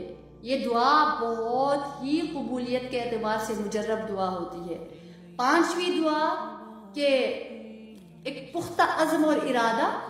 اور اس سے اندازہ لگا لیجئے گا کہ یہ سب دعائیں مانگنے کے بعد ایک پیغمبر ہی کی دعا ہو سکتی ہے کہ ایک دعا ایسی مانگی کہ اللہ اکبر ربنا وابعث فیہم رسولا منہم. یہ ایک ایسی جامع اور مرکزی دعا مانگی کہ اس میں تو امام الانبیاء، فخر موجودات، سید الاولین والآخرین، خاتم النبیین صلی اللہ علیہ وسلم کی ذات اقدس ہی کو مانگ لیا. سبحان اللہ. اللہ تعالیٰ کے جلیل القدر پیغمبر علیہ السلام نے دعائیں مانگی، آداب کا لحاظ رکھتے ہوئے دعائیں مانگی، ترتیب سے مانگی اور ایک سے ایک بڑھ کر مانگی. مگر وہ سب کیا دعائیں قبول ہوئی؟ بالکل قبول ہوئی. سب دعاؤں نے شرف قبولیت کا درجہ پا لیا. اور دعائیں کیوں قبول نہ ہوتی؟ کیوں قبول ہوئی؟ تو یہاں پہ اللہ تعالیٰ نے ہمیں اور بھی باتیں بتائی کہ صرف بیٹھ کے مانگنا نہیں چاہیے. صرف بیٹھ کے مانگنے سے یہی بندگی نہیں ہے، کچھ کرنا بھی پڑتا ہے. ایک بندے کو کچھ اور بھی کرنا پڑتا ہے. ایک بندے کو کوئی اور بھی کام زیبا ہے، اس کو وہ بھی کرنا چاہیے. اللہ اکبر. ذرا قرآن اگر ہم کھولیں گے تو پتہ چلے گا. تو لہٰذا یہ جو دعاؤں کی قبولیت اللہ تعالیٰ نے ان کو نصیب فرمائی ہے، اس کو سمجھنے کے لیے پہلے اس کے پس منظر کو ذرا ذہن نشین فرما لیجئے گا کہ دعائیں مانگی تو کب مانگی. یہ بھی ایک بات ہے کہ دعائیں مانگی تو کب مانگی. اس کے لیے پہلے ہی ہاتھ نہیں پھیلا دیے، دعاؤں کے لیے پہلے ہی ہاتھ نہیں پھیلا دیے، بلکہ پہلے خلاف عقل، خلاف طبیعت حضرت ابراہیم علیہ السلام نے دوستی کا حق ادا کر دیا. ہم جب کوئی کام کرتے نا پہلے سوچتے ہیں کہ بے شک یہ دین کا کام ہے، کیا یہ کام مجھے سوٹ کرتا ہے، کیا میں اس کام کو کر سکتی ہوں. نہیں، یہ تو فلاں میں اگر یہ کام کروں گی، مثال کے طور پر کیونکہ ہم عورتیں ہیں، ہم آپس میں ہمارا جو سیشن ہے ظاہر ہے یہ عورتوں کے لیے ہے، تو ہم ذرا اپنے احوال پہ غور کریں. ہم اگر کوئی بھی عمل کے لیے قدم اٹھانا ہوتا ہے، ہمارے اوپر بوجھ ہوتا ہے، ہم فیل کرتے ہیں کہ اگر ہم نے یہ کر لیا تو کیا ہوگا، لوگ کیا کہیں گے، میری فیملی کیا کہے گی. اور یہ تو ایک ہی دفعہ تو ہوتا ہے، زندگی میں ایک ہی دفعہ تو ہوتا ہے، یہ کام ایک ہی دفعہ تو کرنا ہے، چلو ابھی تو کر لو، توبہ کر لیں گے، اور پھر اتنے لوگوں میں جانا ہے، یہ نہیں کریں گے تو کیا ہوگا؟ کپڑے نظر نہیں آئیں گے، عبایا کریں گے تو پھر کیا فائدہ؟ اور عبایا کر لیا، جولری نظر نہ آئی تو فائدہ کیا ہوا؟ عبایا کر لیا، میک اپ چہرے پہ لگا کے نظر نہ آیا تو کیا فائدہ ہوا؟ یا میری فیملی میں یہ فنکشن ہے، یہ تقریب ہے، یہ چیز ہے، فلاں کام کرنا ہے، یوں کرنا ہے، اس میں اگر یہ نہ کیا اور یوں اللہ کے احکامات کی خلاف ورزی نہ کی تو پھر کیسے یہ کام ہوگا؟ اور پھر اس کے بعد ہم کیا کہتے ہیں؟ اس کے بعد نظر لگ گئی، ہم پھر کہتے ہیں نہیں نظر لگ گئی، نہیں کسی نے حسد کر لیا، اس لیے تو پریشانیاں آئی ہیں، لیکن ہم نے یہ نہیں جانا ان ساری نافرمانیوں کے بعد اللہ کی ناراضگی بھی تو آئی ہے، ان ساری نافرمانیوں کے بعد کیا سچے دل سے توبہ ہوئی ہے؟ اللہ بھی تو ناراض ہیں، اللہ کو تو منانا ہے، ہم نے اللہ کو ناراض کر لیا۔ تو ابراہیم علیہ السلام نے ہر دعا مانگی ہے، کس قدر پیار محبت سے مانگی ہے، اس دعا کو، ان دعاؤں کو مانگنے کے بعد نہیں، مانگنے سے پہلے انہوں نے کیا کیا؟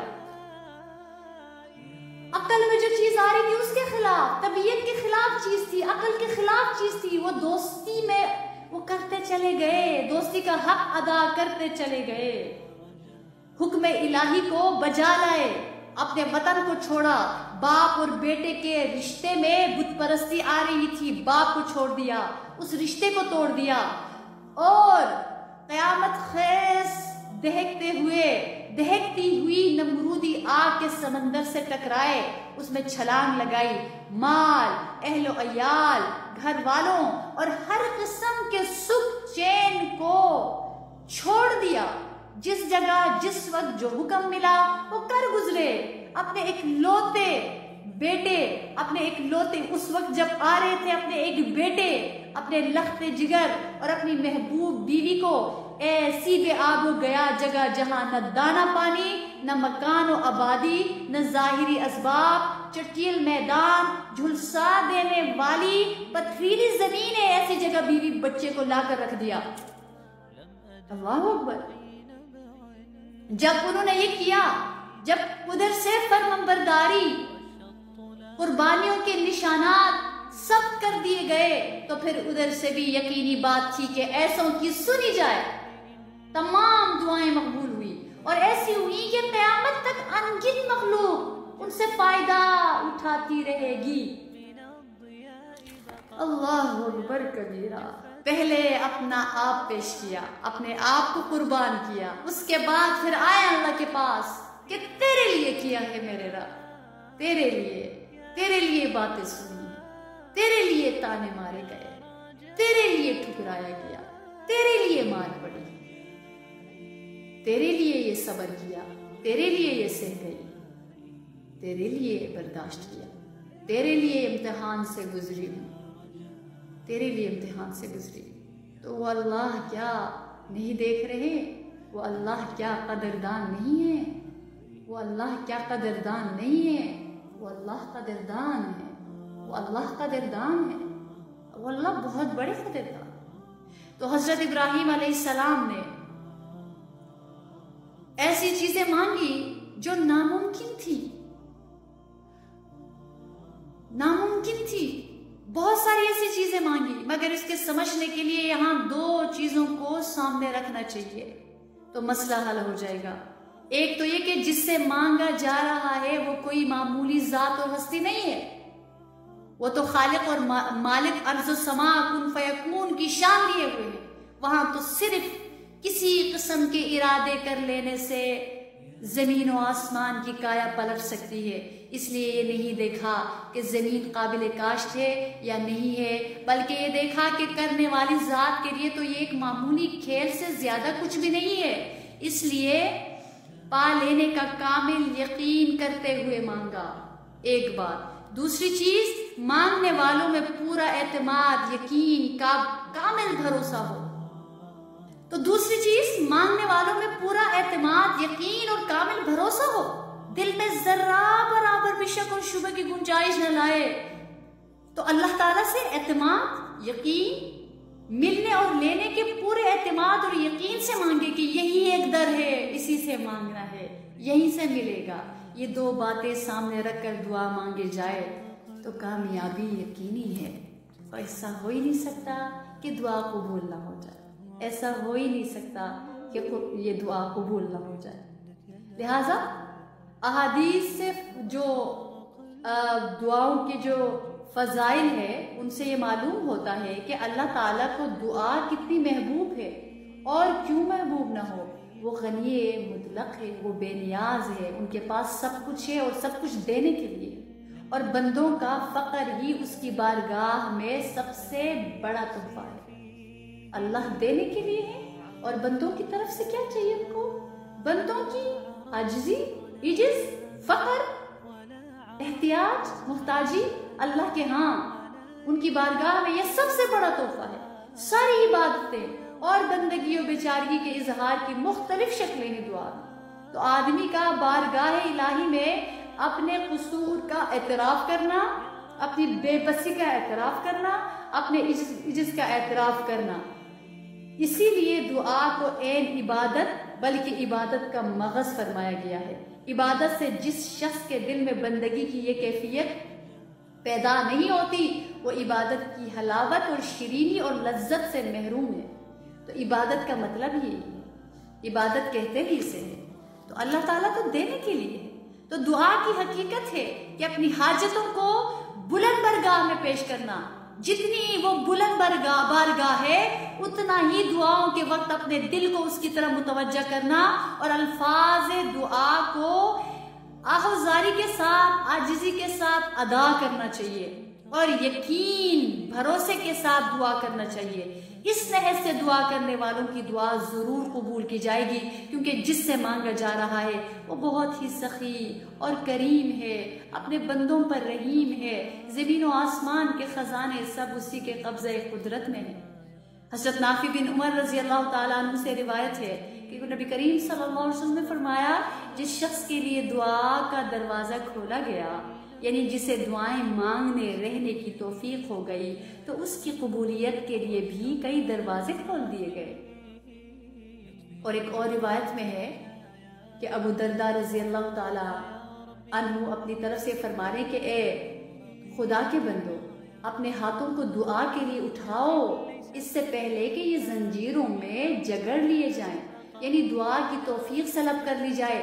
کئی لوگ ہیں جو دعا مانگنے کی توفیق نہیں ملتی، تو جب توفیق مل جائے تو دل کھول کے مانگے، یا پھر انتقال ہو جائے اور جب مر جاتا ہے تو اس کا جو خود جو دعاؤں کا سلسلہ ہے وہ ختم ہو جاتا ہے۔ اور ہم اتنے کمزور ہیں، ذرا دعا مانگ کر تھک جاتے ہیں، ذرا ہاتھ اٹھا کے ہمارے ہاتھ مجھے کئی ایسی خواتین جو ہے یہ بتا رہی ہوتی ہیں کہ ہم دعا مانگ مانگ کے نا ہمارے ہاتھ تھک جاتے ہیں تو پھر ہم نیچے کرتے ہیں، یا فلاں خواتین جو تھک گئی ہیں 5 منٹ 10 منٹ کے بعد اور ہاتھ چھوڑ کر بیٹھ گئی۔ ہم اس قدر بے نیاز ہیں، ہم اس قدر غیر محتاج ہیں، ہمیں اس قدر ہمارے پاس بہت کچھ بھرا ہوا ہے کہ اللہ کے آگے ہاتھ پھیلانے کے لیے ہمارے پاس 20 منٹ نہیں ہے، ہمارے پاس 10 منٹ نہیں ہے، 15 منٹ میں ہمارے ہاتھ تھک جاتے ہیں اور ہم اپنے 2 منٹ کی دعاؤں میں اللہ تعالیٰ سے پوری کائنات مانگ کر اللہ کو مانگ کر اٹھ کر جاتے ہیں کہ وہ دیں گے۔ بے شک وہ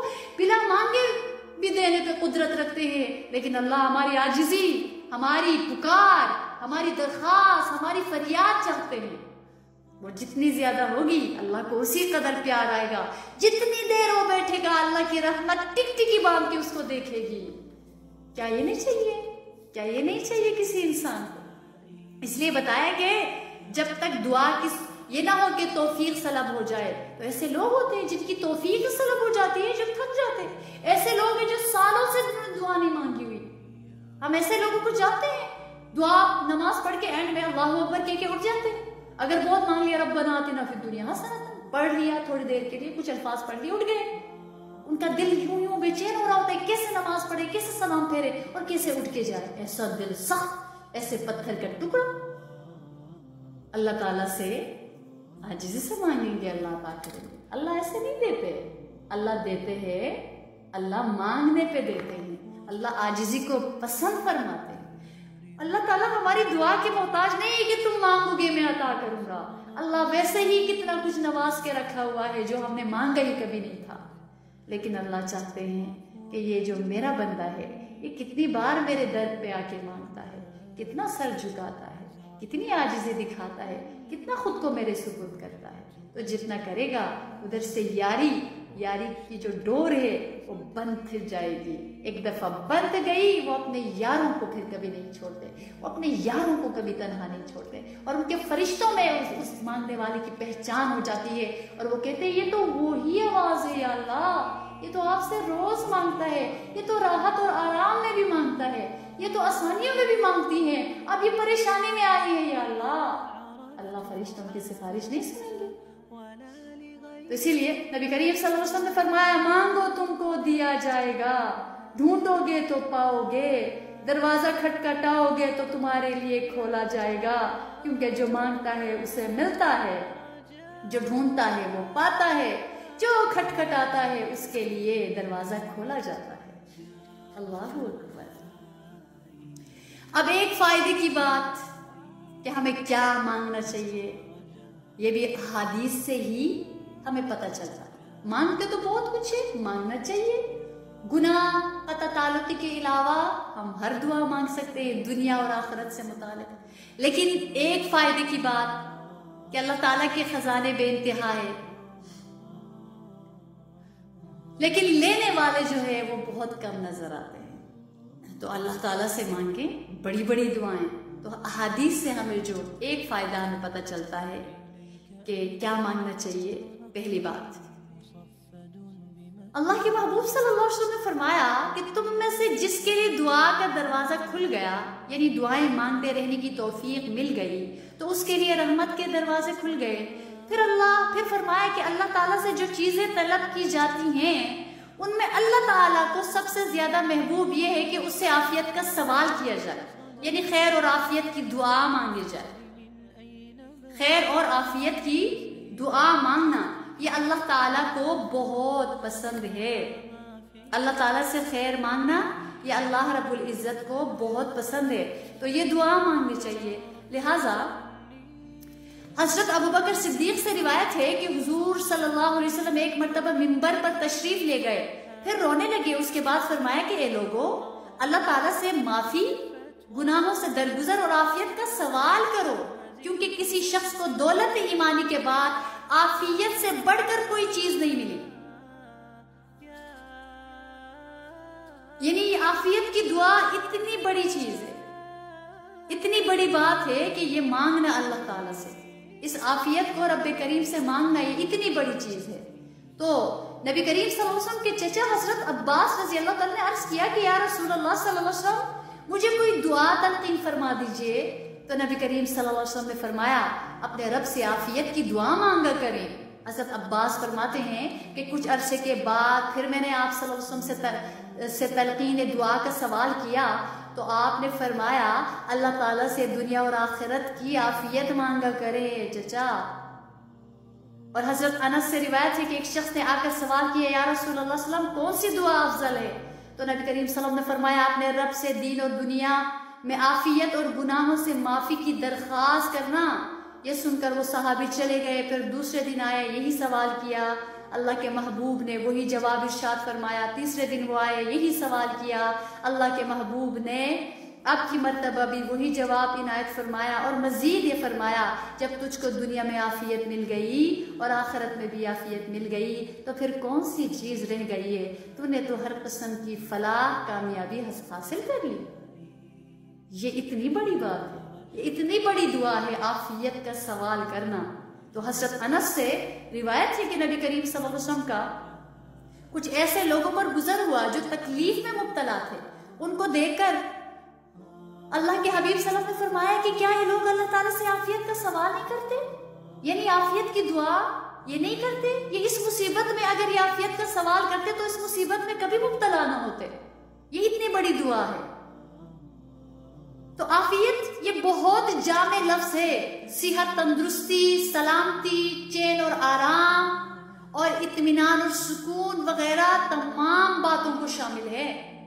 بس مانگتے ہوئے الفاظ میں عاجزی ہو، انداز میں عاجزی ہو، اور شکل اور بیٹھنے کے طریقے میں عاجزی ہو.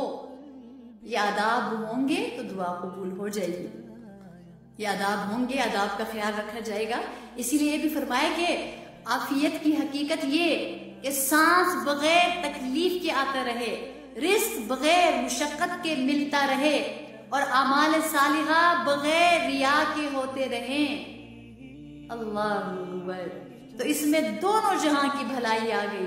دعائے صحت اور رزق نے دنیا کو خوشنما بنا دیا، اور بلا ریاکاری کے اعمال صالحہ سے آخرت کی منازل آسان ہو جائیں گی. سبحان اللہ. قربان جائے اللہ کے محبوب صلی اللہ علیہ وسلم کے فرمان پر. کتنی بڑی بات ہمیں سکھا گئے. اللہ اکبر. اسی لیے کچھ دعائیں آتی ہیں قرآن حدیث پاک میں. مسلم میں ایک دعا مذکور ہے، مسلم شریف میں، اللہم انی اسألک العفو والعافیہ فی الدنیا والآخرہ. اور دوسری ہے ابو داود میں، اللہم انی اسألک العافیہ فی الدنیا والآخرہ. اور ترمذی میں ہے، اللہم اغفر لی وارحمنی واہدنی وعافنی وارزقنی. اور اسی طرح ابو داود میں، اللہم انی اسألک العفو والعافیہ فی دینی دنیایا واہلی ومالی. اللہ اکبر کبیرہ. کتنی بڑی بات ہے، کتنی بڑی بات ہے. اے اللہ میں آپ سے دنیا اور آخرت میں عافیت طلب کرتی ہوں. اے اللہ میں آپ سے دنیا و آخرت میں معافی اور عافیت کا طلبگار ہوں. اے اللہ مجھے بخش دیجئے اور مجھ پر رحم فرما، اور مجھے ہدایت پر رکھ، اور مجھے عافیت دے، اور مجھے رزق دے. اللہ. اسی طرح سورہ بقرہ میں جو دعا آئی ہے آمن الرسول کے بعد والی، ربنا لا تؤاخذنا، اس کے بارے میں حضرت انس رضی اللہ تعالیٰ نے فرمایا کہ نبی کریم صلی اللہ علیہ وسلم اگر ایک وقت میں الگ الگ جو دعائیں کرتے تو ان کے شروع میں، درمیان میں اور دعا ختم کرتے وقت، یعنی تینوں جگہ پر سورہ بقرہ والی دعا ضرور کیا کرتے تھے. اس کے علاوہ کبھی کبھی نبی کریم صلی اللہ علیہ وسلم صرف اتنی دعا، یعنی صرف یہی ایک دعا کو بار بار مانگا کرتے تھے، اور وہ دعا ہے ربنا آتنا فی الدنیا حسنہ وفی الآخرۃ حسنۃ وقنا عذاب النار. تو ایک دعا مانگنی چاہیے ہمیں عافیت کی دعا، پہلی دعا ہو گئی. دوسری دعا مانگنی چاہیے ہدایت کی. یہ ہدایت کی دعا ایسی دعا ہے کہ یہ مانگنے سے ہدایت ملتی ہے. یہ ہدایت کی دعا اللہ کو اتنی پیاری ہے. قرآن پاک کی سب سے پہلی سورت میں اللہ تعالیٰ نے اسی دعا کو مانگنا ہمیں اس کی تلقین فرمائی ہے. اہدنا الصراط المستقیم. اتنی بڑی ہے یہ ہدایت کی دعا. اس کو مانگنا، اس کو مانگتے رہتے چلے جانا. اسی لیے ہر رکعت میں ہم اس کو مانگتے ہیں. قرآن شروع ہوتا ہے تو ہم اس کو مانگتے ہوئے آگے قرآن پاک کی تلاوت ہوتی ہے، اس کو سمجھتے ہیں کہ یا اللہ مجھے ہدایت دے دینا، یہ جو میں پڑھنے جا رہی ہوں سیدھے راستے پر رکھنا یا اللہ. اب تو راستے بے شمار ہیں. ہر کوئی دکاندار بیٹھا ہوا ہے، ہر کوئی کہتا ہے میری طرف آؤ، میرا راستہ صحیح ہے. وہ تو ہے ہی دوسرا، اس کا تو ہے ہی کوئی حال نہیں، ادھر آ جاؤ. کوئی کہتا ہے میری طرف آؤ، وہ کہتا ہے میری طرف آؤ، کہتا ہے نہیں یہ ٹھیک ہے وہ غلط ہے، وہ کہتا ہے میں غلط نہیں ہوں میں صحیح ہوں وہ غلط ہے. اسی میں لوگ کنفیوز ہو جاتے ہیں، اور ہوتے ہوتے دنیا دین سے ہی بہت دور نکل جاتے ہیں. اللہ تعالیٰ نے اپنا قرآن رکھا ہے، اپنے رسول صلی اللہ علیہ وسلم کی پیاری پھولوں سے بھی نازک زندگی رکھی ہے. ان دونوں کو حرز جان بنائیں، پھر ہمیں اللہ مل جائیں گے، پھر ہمیں رسول صلی اللہ علیہ وسلم مل جائیں گے. پھر جب یہ مل گئے، یہ دو ہستیاں مل گئی، پھر جنت ہے ہی کیا شے، پھر جنت ہے ہی کیا شے. تو ہدایت کی دعا. اسی لیے انسان جب اللہ سے مانگتا ہے تو ہو سکتا ہے دنیا کے متعلق جو دعائیں مانگے کبھی اس وقت قبول نہ ہو. ان کی دوسری شکلیں ہوتی ہیں، 3 شکلوں میں سے ایک صورت تو ضرور ہوتی ہے. لیکن جو انسان دنیا میں ہدایت کی دعا مانگتا ہے، اللہ تعالیٰ ہدایت کی دعا کو کبھی رد نہیں کرتے، کبھی رد نہیں فرماتے. ہدایت کی دعا اللہ تعالیٰ ضرور قبول فرماتے ہیں. تو اسی لیے اللہ تعالیٰ سے ہدایت کی دعا مانگنی چاہیے، یہ بہت ضروری ہے. تیسرا فائدہ حدیث پاک میں ہے کہ اگر ساری دنیا کی نعمتیں کسی ایک آدمی کو مل جائیں اور وہ اس نعمت پر الحمدللہ کہہ لے تو یہ الحمدللہ کہنا اس ساری دنیا کی نعمتوں سے افضل ہے۔ اللہ اکبر۔ اس کے کیا مطلب ہوا کہ الحمدللہ زبان سے کہنا بھی اللہ تعالیٰ کی ایک نعمت ہے، اور یہ نعمت دنیا کی ساری نعمتوں سے افضل ہے، ساری نعمتوں سے افضل ہے۔ تو قرآن مجید کی سب سے پہلی سورت کا سب سے پہلا کلمہ الحمد لایا گیا۔ اس سے معلوم ہوا کہ اللہ تعالیٰ کی حمد و ثنا کو عبادت میں بہت بڑا درجہ دیا گیا۔ اسی لیے حضرت انس رضی اللہ تعالیٰ عنہ سے روایت ہے، نبی کریم صلی اللہ علیہ وسلم نے فرمایا اللہ تعالیٰ جب اپنے کسی بندے کو کوئی نعمت عطا فرمائے اور وہ اس نعمت پر الحمدللہ شکر کے طور پہ الحمدللہ کہے تو ایسا ہو گیا گویا جو کچھ اس نے لیا اس سے افضل چیزیں انہیں دے دی گئی۔ تو یہ بھی ایک دعا ہے، اس نعمت کو بھی ہم مانگے، اللہ کا شکر ادا کیا کرے۔ یہ شکر بھی بہت بڑی دعا ہے، بہت بڑی نعمت ہے۔ یہ دوسرا فائدہ، تیسرا فائدہ اور چوتھا فائدے کی بات کہ حضرت قتادہ رضی اللہ تعالیٰ نے فرمایا کہ جب حضرت آدم علیہ السلام کو جنت سے زمین پر اتارا گیا تو شرم اور ندامت کی وجہ سے اللہ کے دربار میں عرض کیا کہ اے باری تعالیٰ کیا میں اپنی لغزش اپنی خطا پر توبہ کر سکتا ہوں؟ تو اللہ تعالیٰ نے فرمایا ہاں کیوں نہیں، تم استغفار کر سکتے ہو، تو اس کے بدلے میں پھر میں تمہیں جنت میں داخل کر دوں گا۔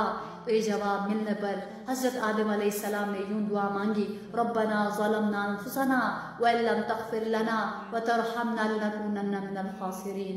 کتنی بڑی دعا ہے، کتنی بڑی دعا مانگی ہے۔ تو اس کے بالمقابل ابلیس نے اور شیطان نے بجائے توبہ استغفار کے اور مغفرت کی اجازت مانگنے کے اس نے قیامت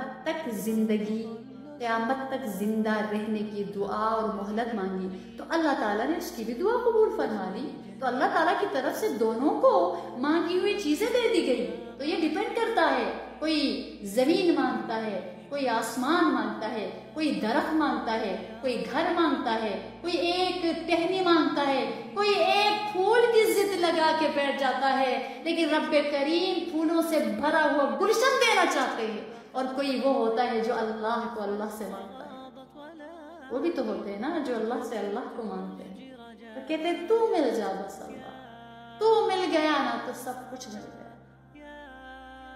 اور یقین جانیے وہی تو ایک ہے، ایک وقت ایسا آتا ہے سارے پرائے ہو جاتے ہیں، سارے غیر ہو جاتے ہیں، جن پر آپ کو ٹرسٹ ہوتا ہے، جن کے بارے میں آپ دعویٰ کر رہے ہوتے کہ یہی تو ہے جو میرے ہیں، یہی تو ہے جو میرے اپنے ہیں، وہ آپ کو بتاتے ہیں کہ نہیں ہے، وہ وقت آنے پہ آپ کو بتاتے ہیں کہ نہیں ہے، تم غلط فہمی کا شکار ہو، اور اللہ بتاتے ہیں میں ہی تو ہوں تیرا، باقی کوئی نہیں ہے، کوئی نہیں ہے، وہ ایک رب ہے بس۔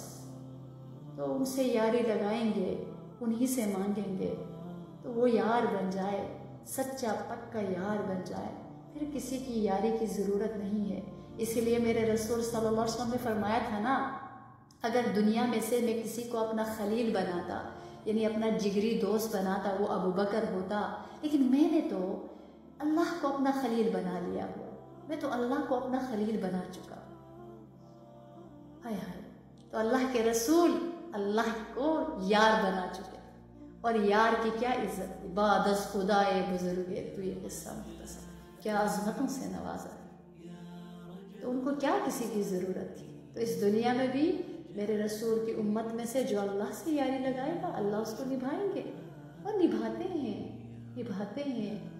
ان سے دوستی کر کے تو دیکھیں ذرا، کرے تو کیا کیا ادھر سے نوازشیں آتی ہیں، کیا نوازشوں کی بارش ہوتی ہیں۔ تو جو صحیح معنوں میں یاری جو ہم جیسے ڈاواں ڈول ڈگمگاتے ہوئے لوگ ایک قدم پر دوستی کا ہاتھ بڑھاتے، دوسرے قدم پر پیچھے ہٹ جاتے ہیں کہ سب کچھ چھٹ جائے گا، ہم جیسوں کو وہ اتنا دیتے ہیں، تو جو صحیح معنوں میں جاتے ہوں گے ان کے ساتھ کیا معاملہ ہوتا ہوگا۔ اللہ اکبر۔ یہ تیسرا کہ اللہ سے معافی مانگتے رہنا، استغفار کرتے رہنا، یہ بہت بڑی دعا ہے، بہت بڑی دعا ہے، یہ بھی بہت بڑی عبادت ہے۔ اور ایک حدیث میں ہے کہ جس کے لیے دعا کا دروازہ کھولا گیا. اور دوسری روایت میں یہ ہے کہ جس کے لیے دعا کا دروازہ کھل گیا، یعنی جسے دعائیں مانگتے رہنے کی توفیق ہی جب مل گئی تو اس کے بدلے میں رحمت اور قبولیت، یعنی دعائیں قبول ہو جانے اور اللہ کی پناہ اور حفاظت میں آ جانے جیسے عظیم الشان انعام و عطا کے دروازے کھول دیے جائیں. تو یہ کچھ معمولی نعمت نہیں ہے. تو سمجھدار لوگ اسے اللہ رب العزت کا بہت بڑا انعام تصور کرتے ہیں، مگر سوال توفیق اور مانگنے کا ہے کہ ہم یہ سوچتے ہیں کہ دعا مانگنا یہ کون سی بڑی چیز ہے، جب چاہیں گے ہاتھ پھیلا کر مانگ لیں گے. مگر یہ خیال غلط ہے. صحابی رسول حضرت ابو الدرداء نے اس کی قدر پہچانی، اس لیے تڑپ کر اور مسلمانوں کی ہمدردی اور خیر خواہی کا خیال کرتے ہوئے اصل بات کی طرف رہنمائی فرما دی، اور بہت ہی مخلصانہ انداز میں فرما رہے کہ خدا کے بندو اپنے ہاتھوں کو دعا کے لیے اٹھاؤ اس سے پہلے کہ یہ ہاتھ زنجیروں میں جکڑ لیے جائے. کتنی اونچی بات فرمائے.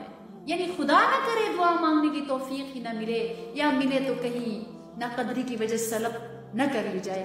اس لیے اول تو دعائیں مانگتے رہنے کی توفیق طلب کرنا. بفضل ہی تعالیٰ اگر توفیق ملی ہوئی ہے یا مانگنے پر ملی تو اس کی قدر کرتے ہوئے اس سے خوب فائدہ اٹھانا. تو دعا مانگتے رہنا، یہ بھی بہت بڑے فائدے کی بات ہے.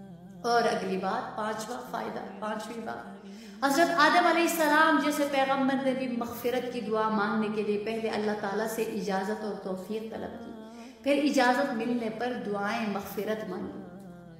اس لیے خود بھی دعائیں مانگتے رہنا چاہیے، اور خدا نخواستہ مانگنے کی توفیق نہیں مل رہی تو اس بے بسی پر بھی روتے ہوئے توفیق ملنے کی دعا کرتے رہنا چاہیے. یہ بہت بڑی دولت اور نعمت ہے اللہ تعالیٰ کی طرف سے کہ اللہ تعالیٰ تمام مسلمانوں کو دعائیں مانگتے رہنے کی توفیق عطا فرما.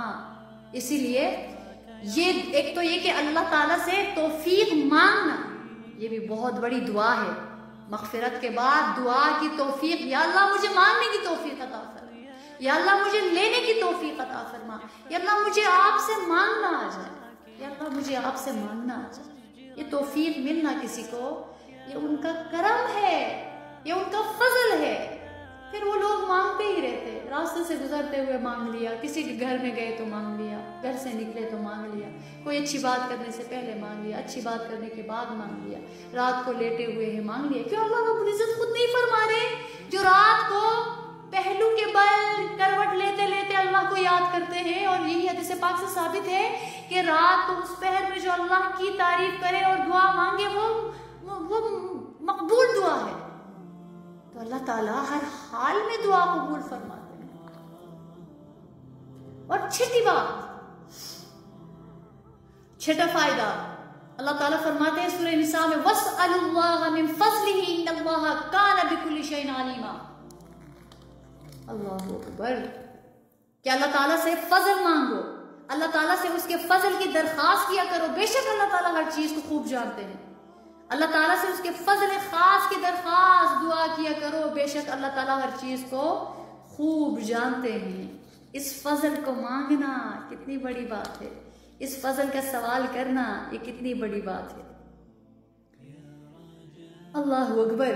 تو فضل اللہ سے مانگنا چاہیے، فضل اللہ سے مانگنا چاہیے. اسی لیے حضرت ابن مسعود رضی اللہ تعالیٰ عنہ سے روایت ہے کہ رسول اللہ صلی اللہ علیہ وسلم نے اللہ تعالیٰ سے اس فضل اور احسان فرمایا کہ اس فضل اور احسان کو مانگو. نبی کریم صلی اللہ علیہ وسلم نے فرمایا کہ اللہ تعالیٰ سے اس کا فضل اور احسان مانگو. یہ اس لیے کہ اللہ تعالیٰ سوال کرنے کو پسند فرماتے ہیں اور بہترین عبادت کشادگی اور فراخی کا انتظار کرنا ہے. اللہ اکبر. تو یہ ترمذی شریف کی روایت ہے. تو یہاں پہ بھی نبی کریم صلی اللہ علیہ وسلم نے فرمایا اللہ تعالیٰ سے فضل کو مانگو، اور اللہ تعالیٰ خود بھی فرما رہے ہیں. تو اس آیت اور حدیث مبارکہ سے یہ بات ذہن میں آتی ہے کہ اللہ تعالیٰ اور نبی کریم صلی اللہ علیہ وسلم دونوں کی اپنی مخلوق اور امت پر شفقت اور محبت کے اعتبار سے بڑی نظر ہے. وہ یہ چاہتے ہیں کہ انہیں کچھ مل جائے اور اچھی سے اچھی چیز لینے والے ہو جائے.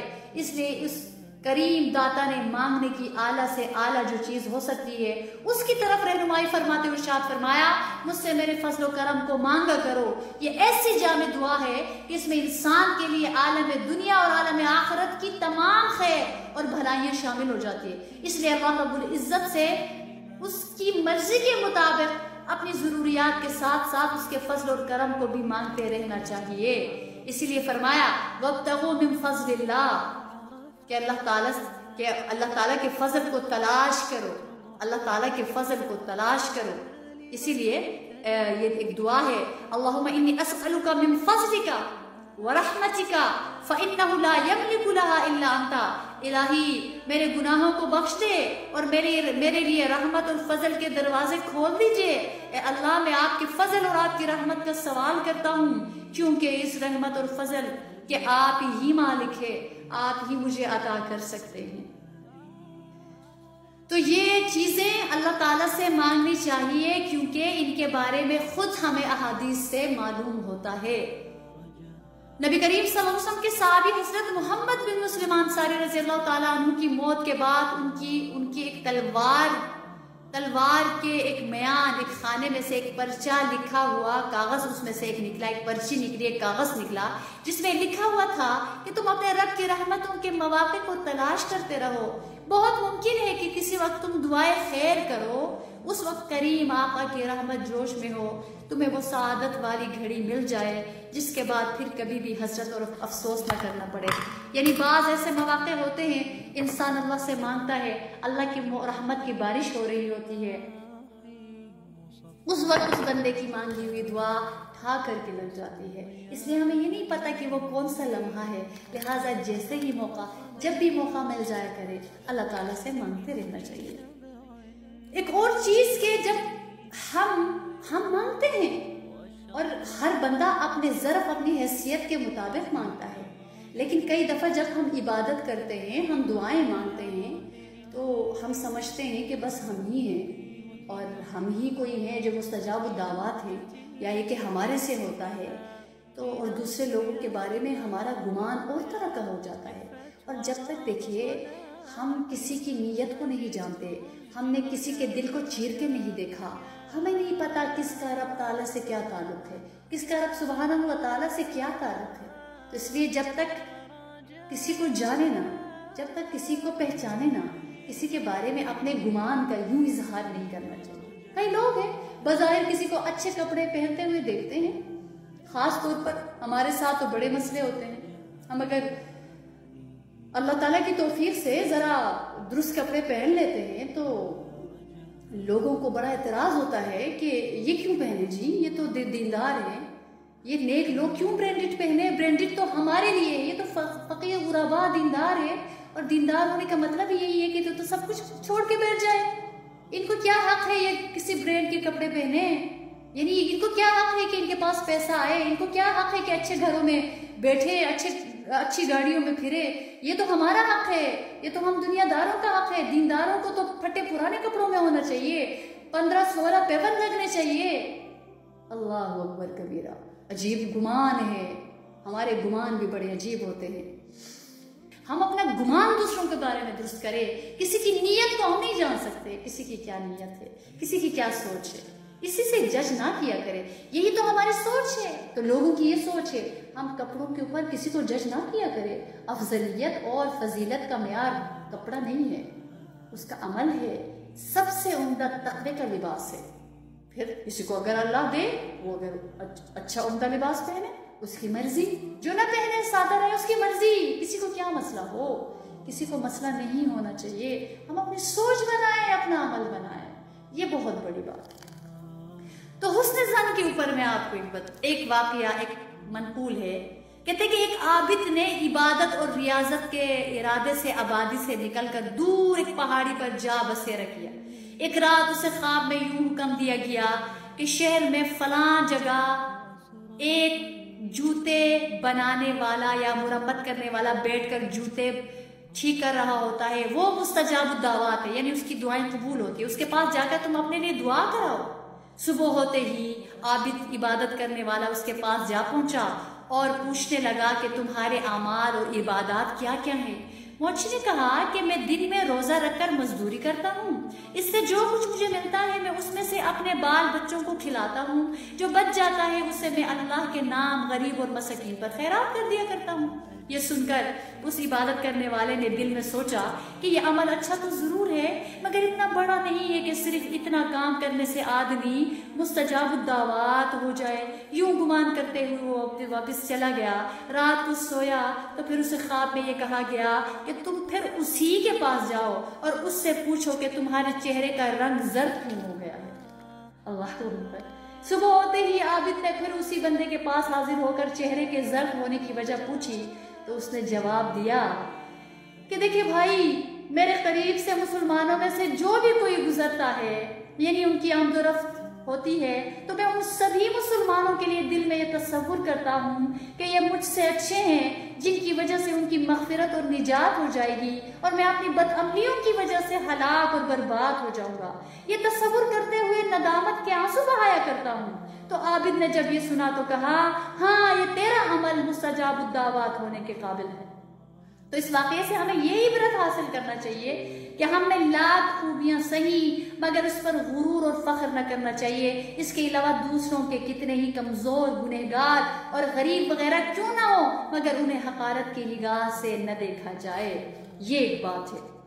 تو گناہوں کا اقرار اور اس پر ندامت اور شرمندگی اور اس پر آنسوؤں کو بہانا اللہ تعالیٰ کے دربار میں یہ بڑی اس کی قدر و قیمت ہے، اس کی بڑی وقت ہے۔ اس لیے ایک واقعہ آتا ہے کہ یہ انڈیا کا غالباً ایک سچا واقعہ ہے کہ ایک زمانے میں بارش نہیں ہو رہی تھی، لوگ بہت پریشان تھے، تو اس میں جو کچھ کردار کے اعتبار سے اچھی نہیں تھی وہ عورتیں آ کر جمع ہو گئی اور ایک کسی نیک بندے کے پاس آ کر انہوں نے درخواست کی کہ آپ ہمارے لیے جنگل میں کوئی ایسا انتظام کروا دیں کہ وہاں کسی لوگوں کو نہ پتہ چلے، ورنہ وہ ہم پر بری نظر ڈالنے وہاں پہ بھی پہنچ جائیں گے، ہم وہاں پہ جا کے اللہ سے التجا کریں گے، ہم روئیں گے، دھوئیں گے، اللہ تعالیٰ کو منائیں گے۔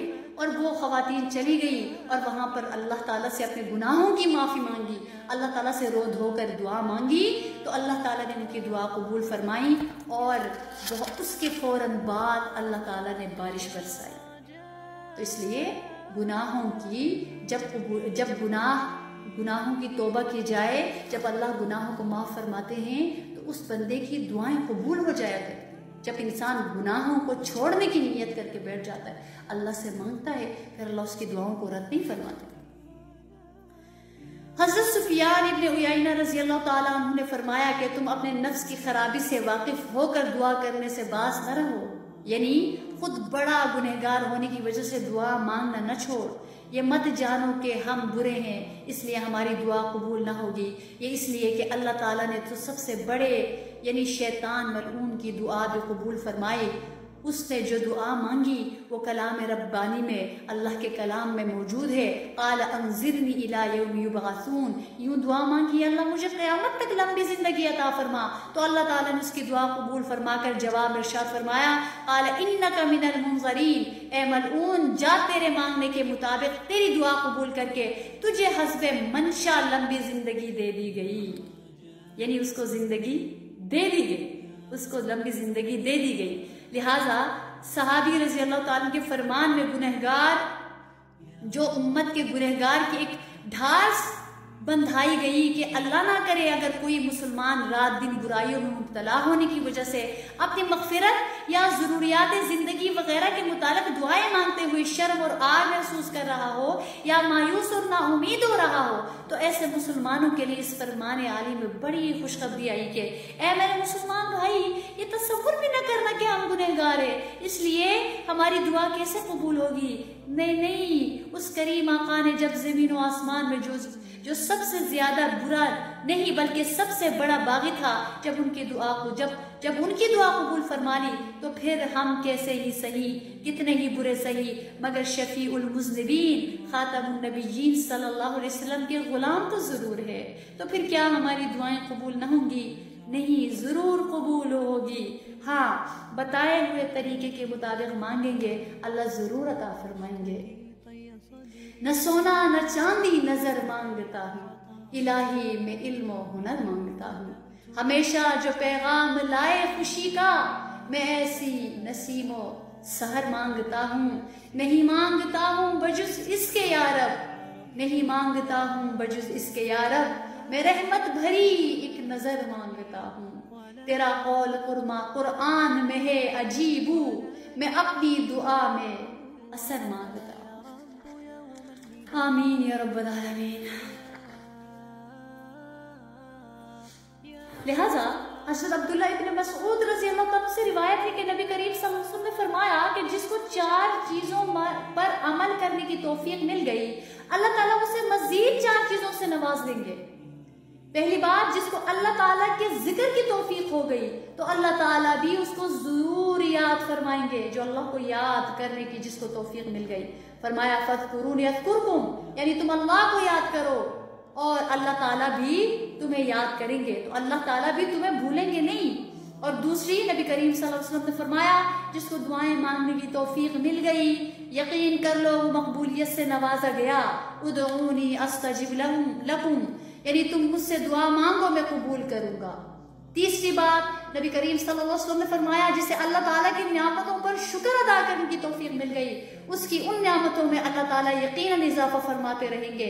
لَإِن شَكَرْتُمْ لَأَزِيدَنَّكُمْ، یعنی تم اللہ کی نعمتوں کا شکر ادا کرتے رہو گے تو ضرور بالضرور اللہ تعالیٰ تمہیں زیادہ عطا فرماتے رہیں گے۔ اور چوتھی بات، نبی کریم صلی اللہ علیہ وسلم نے فرمایا جسے اخلاص کے ساتھ گناہوں پر ندامت اور استغفار کرنے کی توفیق مل گئی، یقین کر لے کہ وہ مغفرت کے عظیم انعام سے نوازا جائے گا۔ استغفروا ربکم انہ کان غفارا، تم اللہ سے مغفرت طلب کرو، اس وجہ سے کہ وہ بہت مغفرت کرنے والے ہیں، وہ بہت معاف کرنے والے ہیں، وہ بہت عطا کرنے والے ہیں۔ تو تمام زمین کے سب سے بڑے باغی، نافرمان اور کافر فرعون، قارون، حامان اور شیطان کے ساتھ جب اللہ تعالیٰ کے رحم و کرم کا ایسا معاملہ کہ اللہ تعالیٰ نے کیسے کیسے ان کی دعاؤں کو قبول کی، کہ جب فرعون نے دیکھا کہ ہاں بارش نہیں ہو رہی تو اس نے تنہائی میں اللہ سے مانگی، اور اللہ تعالیٰ نے جو کہہ رہا تھا میں سب سے بڑا رب ہوں، اللہ تعالیٰ نے اس کی دعا قبول کی۔ اور اسی طرح قارون کے بارے میں آتا ہے، اسی طرح فرعون کے بارے میں آتا ہے، حامان کے بارے میں آتا ہے۔ اللہ تعالیٰ نے موسیٰ سے فرمایا تھا اے موسیٰ اگر یہ ایک دفعہ مجھے پکارتا تو میں اس کی توبہ کو قبول کرتا۔ تو اللہ تعالیٰ جب اتنے بڑے باغی ہے، جب اللہ تعالیٰ کے رحم اور کرم کا ایسا معاملہ ہے تو پھر ہم لاکھ برے اور گنہگار صحیح، مگر پھر بھی ہم ان کے نام لیوا مسلمان بندے اور حضور کریم صلی اللہ علیہ وسلم کی امتی ہے۔ اتنا بلند مقام ملنے کے بعد بھی اگر کوئی مسلمان اس ارحم الراحمین کی رحمتوں سے مایوس اور نا امید ہو جائے تو اس سے بڑی بد نصیبی اور کیا ہو سکتی ہے۔ اس لیے ہر مومن مسلمان کو کسی حالت میں بھی اللہ سے مایوس نہیں ہونا چاہیے، اللہ سے مایوس نہیں ہونا چاہیے، اللہ سے مایوس نہیں ہونا چاہیے۔ کوئی کتنا بڑا گنہگار ہے، کسی کے پاس کچھ بھی نہیں ہے، کوئی کتنا بڑا بیمار کیوں نہ ہو، اللہ سے مایوس نہیں ہونا چاہیے۔ ربنا لا تؤاخذنا ان نسینا واخطانا، اے ہمارے پروردگار ہماری پکڑ نہ فرما اگر ہم بھول جائے یا چوک جائے، اگر ہم بھول جائے ہم چوک جائے۔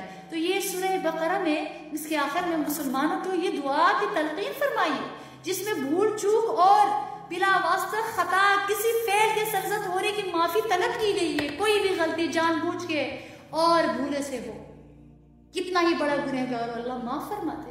اسی لیے کتابوں میں آتا ہے کہ ایک یہ بات میں کہیں پڑھ رہی تھی کہ کہتے ہیں کہ جیسے کہ اس زمانے کی یہ بات ہے کہ بہت پہلے، آج سے کافی سال پہلے، کہ کراچی کے شہر میں 1 کروڑ سے، اس زمانے کی بات ہوگی جب 1 کروڑ آبادی ہوگی، کہ کراچی کے شہر میں 1 کروڑ سے زیادہ آبادی ہے، تو وہ لکھتے ہیں کہ ان سب کی نجاست ہے، وہ جو بھی ان کا گند ہوتا ہے وہ اس میں جو سمندر ہے وہاں پہ، تو وہ سارا کچھ اس سمندر میں وہ نجاست چلی جاتی ہے اور ایک ہلکی سی موج آتی ہے اور ان ساری ناپاکی کو بہا کر لے جاتی ہے اور صاف کر دیتی ہے، اور ایسی صاف کرتی ہے کہ کوئی امام اس پانی میں نہا کر نماز پڑھائے تو سب کی نماز بھی ہو جائے گی۔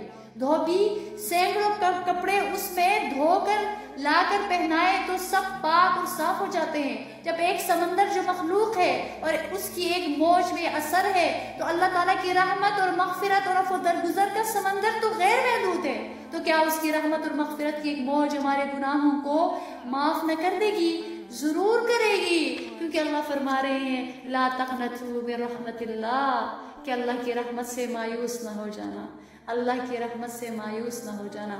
اللہ تعالیٰ اپنے کلام قرآن عظیم الشان کے ذریعے سے ہمیں بتا رہے ہوتے، ہمیں سکھا رہے ہوتے ہیں کہ قرآن میں کہاں جیسے اللہ تعالیٰ یوسف علیہ السلام کے ذریعے سے ہمیں سکھا رہے ہوتے ہیں کہ کس طرح سے انہوں نے جب ان پر کبھی کسی کو کردار کے حوالے سے آزمائش کا سامنا کرنا پڑتا ہے، کسی کو صحت کی وجہ سے، کسی کو رشتہ داروں کی وجہ سے، تو اللہ تعالیٰ رشتہ داروں کی طرف سے جو آزمائش آئی اور کسی کردار کے حوالے سے آزمائش آئی، تو اللہ تعالیٰ یوسف علیہ السلام کے ذریعے سے اللہ تعالیٰ ہمیں بیان فرما رہے ہوتے کہ جب مصر کے وزیر اعظم کی بیوی زلیخا نے حضرت یوسف علیہ السلام کو دعوت گناہ کی دی، اور باوجود جدید القدر بہت بڑے پیغمبر ہوتے ہوئے اس عورت سے اپنے آپ کو بچانے اور تحفظ کے لیے دنیا دار لوگوں سے مدد طلب نہیں کرے،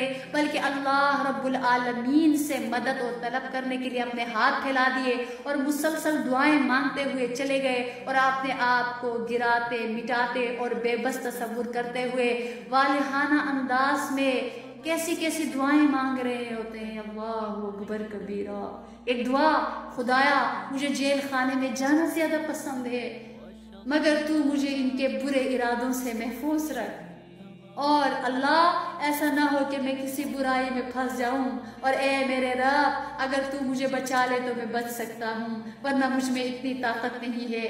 یا ارحم الراحمین، تیری مدد اور تیرے رحم و کرم کے بغیر نہ میں کسی گناہ سے رک سکوں اور نہ ہی کسی نیکی کو کر سکوں۔ اے میرے اللہ تجھ سے مدد طلب کرتا ہوں، تو مجھے میرے نفس کے حوالے نہ کر دے، میں نے عورتوں کی طرف جھک جاؤں اور جاہلوں میں سے ہو جاؤں۔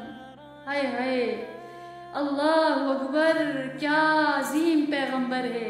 آپ نے قیامت تک آنے والے مسلمانوں کو اللہ سے مانگنے اور ایمان سوز گناہوں سے بچنے کے لیے تڑپ کر گڑ گڑا کر عاجزانہ انداز میں دعائیں مانگنے کے آداب سکھا رہے ہیں۔ کتنی بڑی بات، اللہ اکبر کبیرہ، اللہ اکبر کبیرہ۔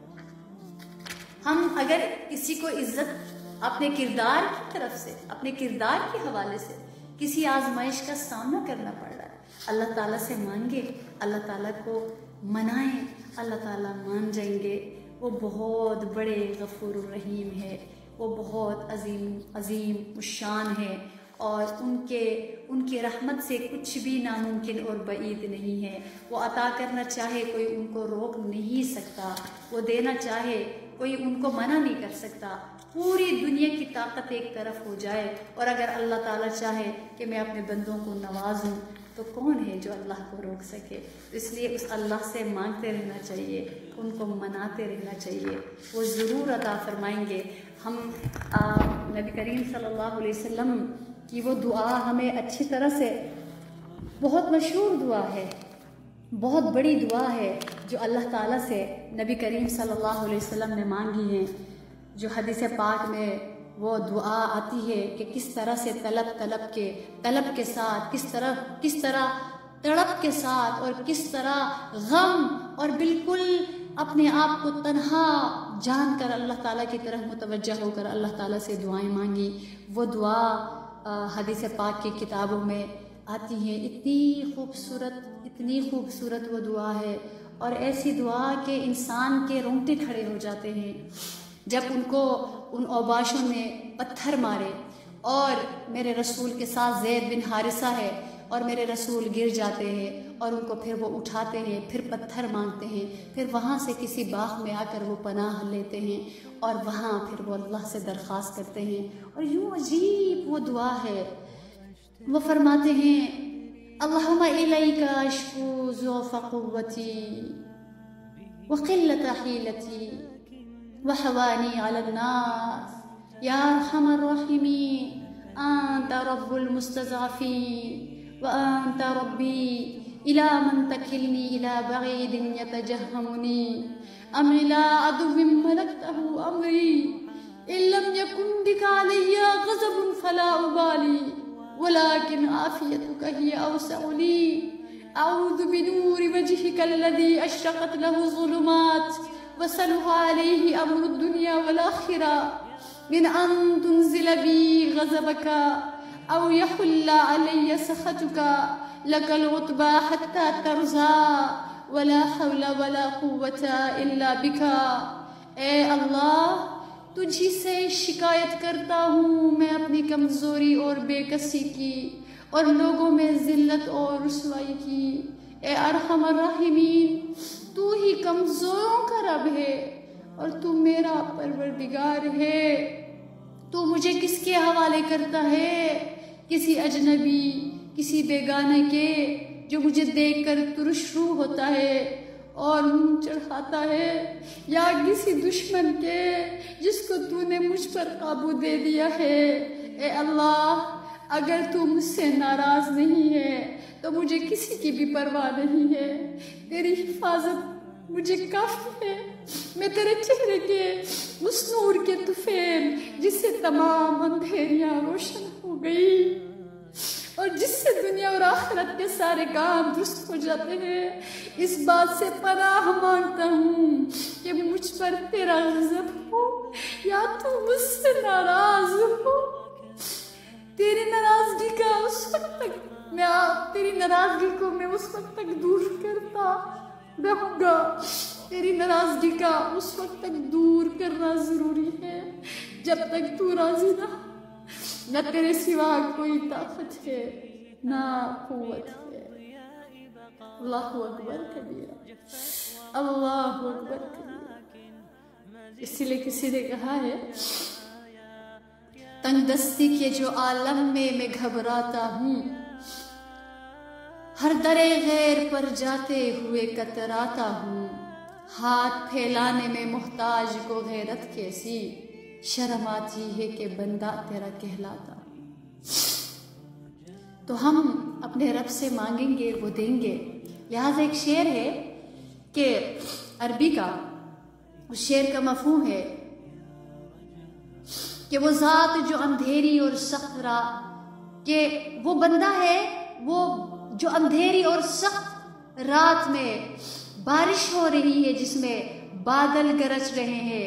اس خوفناک اندھیری رات میں اس بندے کو حالات نے تیری چوکھٹ پہ لا کر ڈال دیا ہے، پھینک دیا ہے، جو بالکل بے یار و مددگار ہے. غبار آلود بال اور پھٹے ہوئے کپڑے ہیں. یہ شعر کا ایک مفہوم ہے عربی. تو ایک بڑے نیک بندے تھے، وہ تہجد کی نماز میں رات کو یوں اللہ تعالیٰ کے آگے درخواست کرتے تھے کہ اے اللہ اس اندھیری رات میں ایک ایسے شخص کو تیری چوکھٹ پہ لا کے ڈال دیا ہے جو عمل کے لحاظ سے بالکل زیرو ہے، کچھ بھی اس کے پلے نہیں ہے، عملی لحاظ سے غریب ہے، کچھ بھی نہیں ہے سوائے آپ کی رحمت کے. بھیک مانگنے کے لیے اے اللہ میں آیا. تو اس ارحم الراحمین کو جس نے جب بھی جس حالت میں جہاں کہیں پکارا، اس نے وہی اسے ہر حالت میں ضرور اس کو مددگار پایا. حضرت آدم علیہ السلام نے ندامت کے آنسو بہاتے ہوئے اسے پکارا تو وہاں اسے ستار اور غفار پایا. حضرت نوح علیہ السلام نے مظلومیت کے عالم میں پتھروں کے نیچے پکارا تو وہاں اسے غمخوار اور مددگار پایا. حضرت یعقوب علیہ السلام تنہائی یوسف علیہ السلام کی جدائی کے انتہائی رنج و غم میں پکارا تو وہاں اسے محافظ پایا. حضرت موسیٰ علیہ السلام نے فرعون کے تعاقب پر موجیں مارتے ہوئے سمندر پر پکارا تو راستوں کی شکل میں اسے وہاں نجات دہندہ پایا. حضرت ایوب علیہ السلام نے بیماریوں کی کئی زخموں میں چور ہو کر اسے پکارا تو وہاں اسے شافی الامراض پایا. حضرت یونس علیہ السلام نے سمندر کی تاریکی میں مچھلی کے پیٹ میں پکارا تو وہاں اسے نجات دہندہ پایا. حضرت یوسف علیہ السلام نے کنویں کی اندھیری تہہ میں پکارا تو وہاں اسے ارحم الراحمین پایا. حضرت سارہ علیہ السلام نے ظالم بادشاہ کے محل میں پاک دامنی کی حفاظت کی خاطر پکارا تو وہاں اسے جبار اور قہار کی شکل میں پایا۔ حضرت اسماعیل علیہ السلام کی والدہ حضرت ہاجرہ نے اپنے معصوم بچے کے پانی کے لیے صفا و مروہ کی پہاڑیوں میں پکارا تو آب زمزم کی شکل میں وہاں اسے فریاد رس پایا۔ امام الانبیاء نے بدر و حنین میں دشمنوں کے مقابلے میں پکارا تو آندھی اور فرشتوں کی شکل میں وہاں اسے فاتح و قادر پایا۔ صحابہ کرام نے سام، شیر اور پہاڑ کھانے والے درندوں سے بھرے ہوئے جنگلوں میں پکارا تو وہاں اسے اکرم الاکرمین پایا۔ شیطان ملعون نے اللہ کو ان کے عین غضب اور قہر کی حالت میں پکارا، وہاں پہ بھی اس نے اپنی دعاؤں کو قبول کرنے والا پایا۔ خدائی دعویٰ کرنے والے فرعون نے رات کی تاریکی میں دریائے نیل میں بارش کے لیے پکارا تو وہاں پہ بھی اسے مجیب الدعوات پایا۔ تو اے میری بہنوں، اے میری ماں، زمین و آسمان میں کون سی ایسی جگہ ہے جہاں ان کے دوست اور دشمن، مسلم و غیر مسلم میں سے کسی نے بھی جان لیوا آڑے وقت میں اسے پکارا ہو اور اس ارحم الراحمین نے اس کی نصرت اور مدد نہ کی ہو؟ ایسے مہربان خالق اور مالک اپنے بندوں کو بار بار پکار کر یہ کہہ رہے ہیں، لا تقنطوا من رحمت اللہ، اے میرے بندو اپنی نافرمانیاں اور گناہوں کی وجہ سے میری رحمتوں سے مایوس اور نا امید نہ ہونا۔ اے میرے بندو ادعونی استجب لکم، مجھ سے دعا مانگو میں قبول کروں گا، مجھ سے مانگو میں دوں گا۔ ایسے مہربان داتا سے پھر بھی اگر کوئی نہ مانگے تو پھر ایسے بندوں کی غفلت اور کوتاہی کے پھر کیا کہنے۔ ان اللہ لطیف لما یشاء، تو اللہ رب العزت اپنے در سے مانگنے والوں میں ہمیں شامل فرمائے اور اللہ تعالی ہمیں ایسے ہاتھ عطا فرمائے کہ ہم ہاتھ اٹھائے اللہ کی رحمت اترے، اور اللہ تعالی ہمیں ایسے الفاظ عطا فرمائے کہ وہ الفاظ ہماری زبان سے نکلیں اور قبولیت کی صورت میں اللہ کی رحمت کی بارش ہو۔ اور جب ہم اپنا کشکول خالی اپنے سامنے رکھ کر بیٹھے تو اللہ اپنے فرشتوں کو حکم دے کہ جاؤ جاؤ تم آمین کہو، میرا بندہ میری بندی مجھ سے مانگنے کے لیے بیٹھی ہے۔ اور میری محترمہ اور عزیز بہنوں، کچھ ایسے اعمال بھی کرنے ہیں، کچھ ایسی قربانیاں بھی دینی ہیں، کچھ ایسا کرنا بھی ہے کہ اللہ کو ہمارے عملوں پر پیار آ جائے، اور کوئی بہانہ بھی ہمارے پاس ہونا چاہیے اس عظیم، اس بلند بارگاہ میں پیش کرنے کے لیے، اور پھر ان سے مانگے اور مانگ کر اعتماد کریں، مایوس نہ ہوں، انتظار کریں۔ یقین جانیے حضرت ابراہیم علیہ السلام کی ساری دعائیں قبول ہوئی لیکن فوری نہیں ہوئی۔ نبی کریم صلی اللہ علیہ وسلم کتنے ہزار سال کے بعد اللہ تعالیٰ نے محمد رسول اللہ کی شکل میں دعا کی قبولیت عطا فرمائی۔ کسی کے 4000 سال، کسی کے 300 سال، کسی کے 40 سال، کسی کے 3 سال، اتنا بھی انہوں نے انتظار کیا اللہ کے بندوں نے، اور دعائیں کر کر دنیا سے بھی رخصت ہو گئے، لیکن اللہ دعائیں قبول فرماتے ہیں، دیر سے جلدی قبول فرماتے ہیں۔ بس ہمیں اپنے رب سے دعا مانگنی چاہیے۔ اللہ تعالیٰ ہماری دعائیں اپنی رحمتوں سے قبول فرمائیں، اور اس مجلس میں جو باتیں ہوئیں ان پر عمل کرنے کی توفیق عطا فرمائیں، جو کوتاہیاں ہم سے ہوئی ہیں اللہ درگزر فرمائیں، اور جو اس مجلس کی بے ادبی ہوئی ہے کہ جس طرح سے بیٹھ کے سننا چاہیے تھا، یا جس ادب کے ساتھ مجھے اللہ کا نام لینا چاہیے تھا، محمد رسول اللہ صلی اللہ علیہ وسلم کا، ان پر ہمارے ماں باپ قربان ہو، ہماری جانیں قربان ہو، ان کا نام لینا چاہیے تھا، ان کی عظمت کا لحاظ رکھنا چاہیے تھا، یا جو بات جس طرح پہنچانی چاہیے تھی اس طرح سے مجھ سے پہنچائی نہیں گئی، اللہ تعالیٰ ان ساری کوتاہیوں کو معاف فرمائے، اور اللہ تعالیٰ ہمارے ٹوٹے پھوٹے عملوں کو، اس کاوش کو قبول فرما کر اللہ ہم سے راضی ہو جائیں۔ جزاکم اللہ خیراً۔ نزعت أسرار قلبي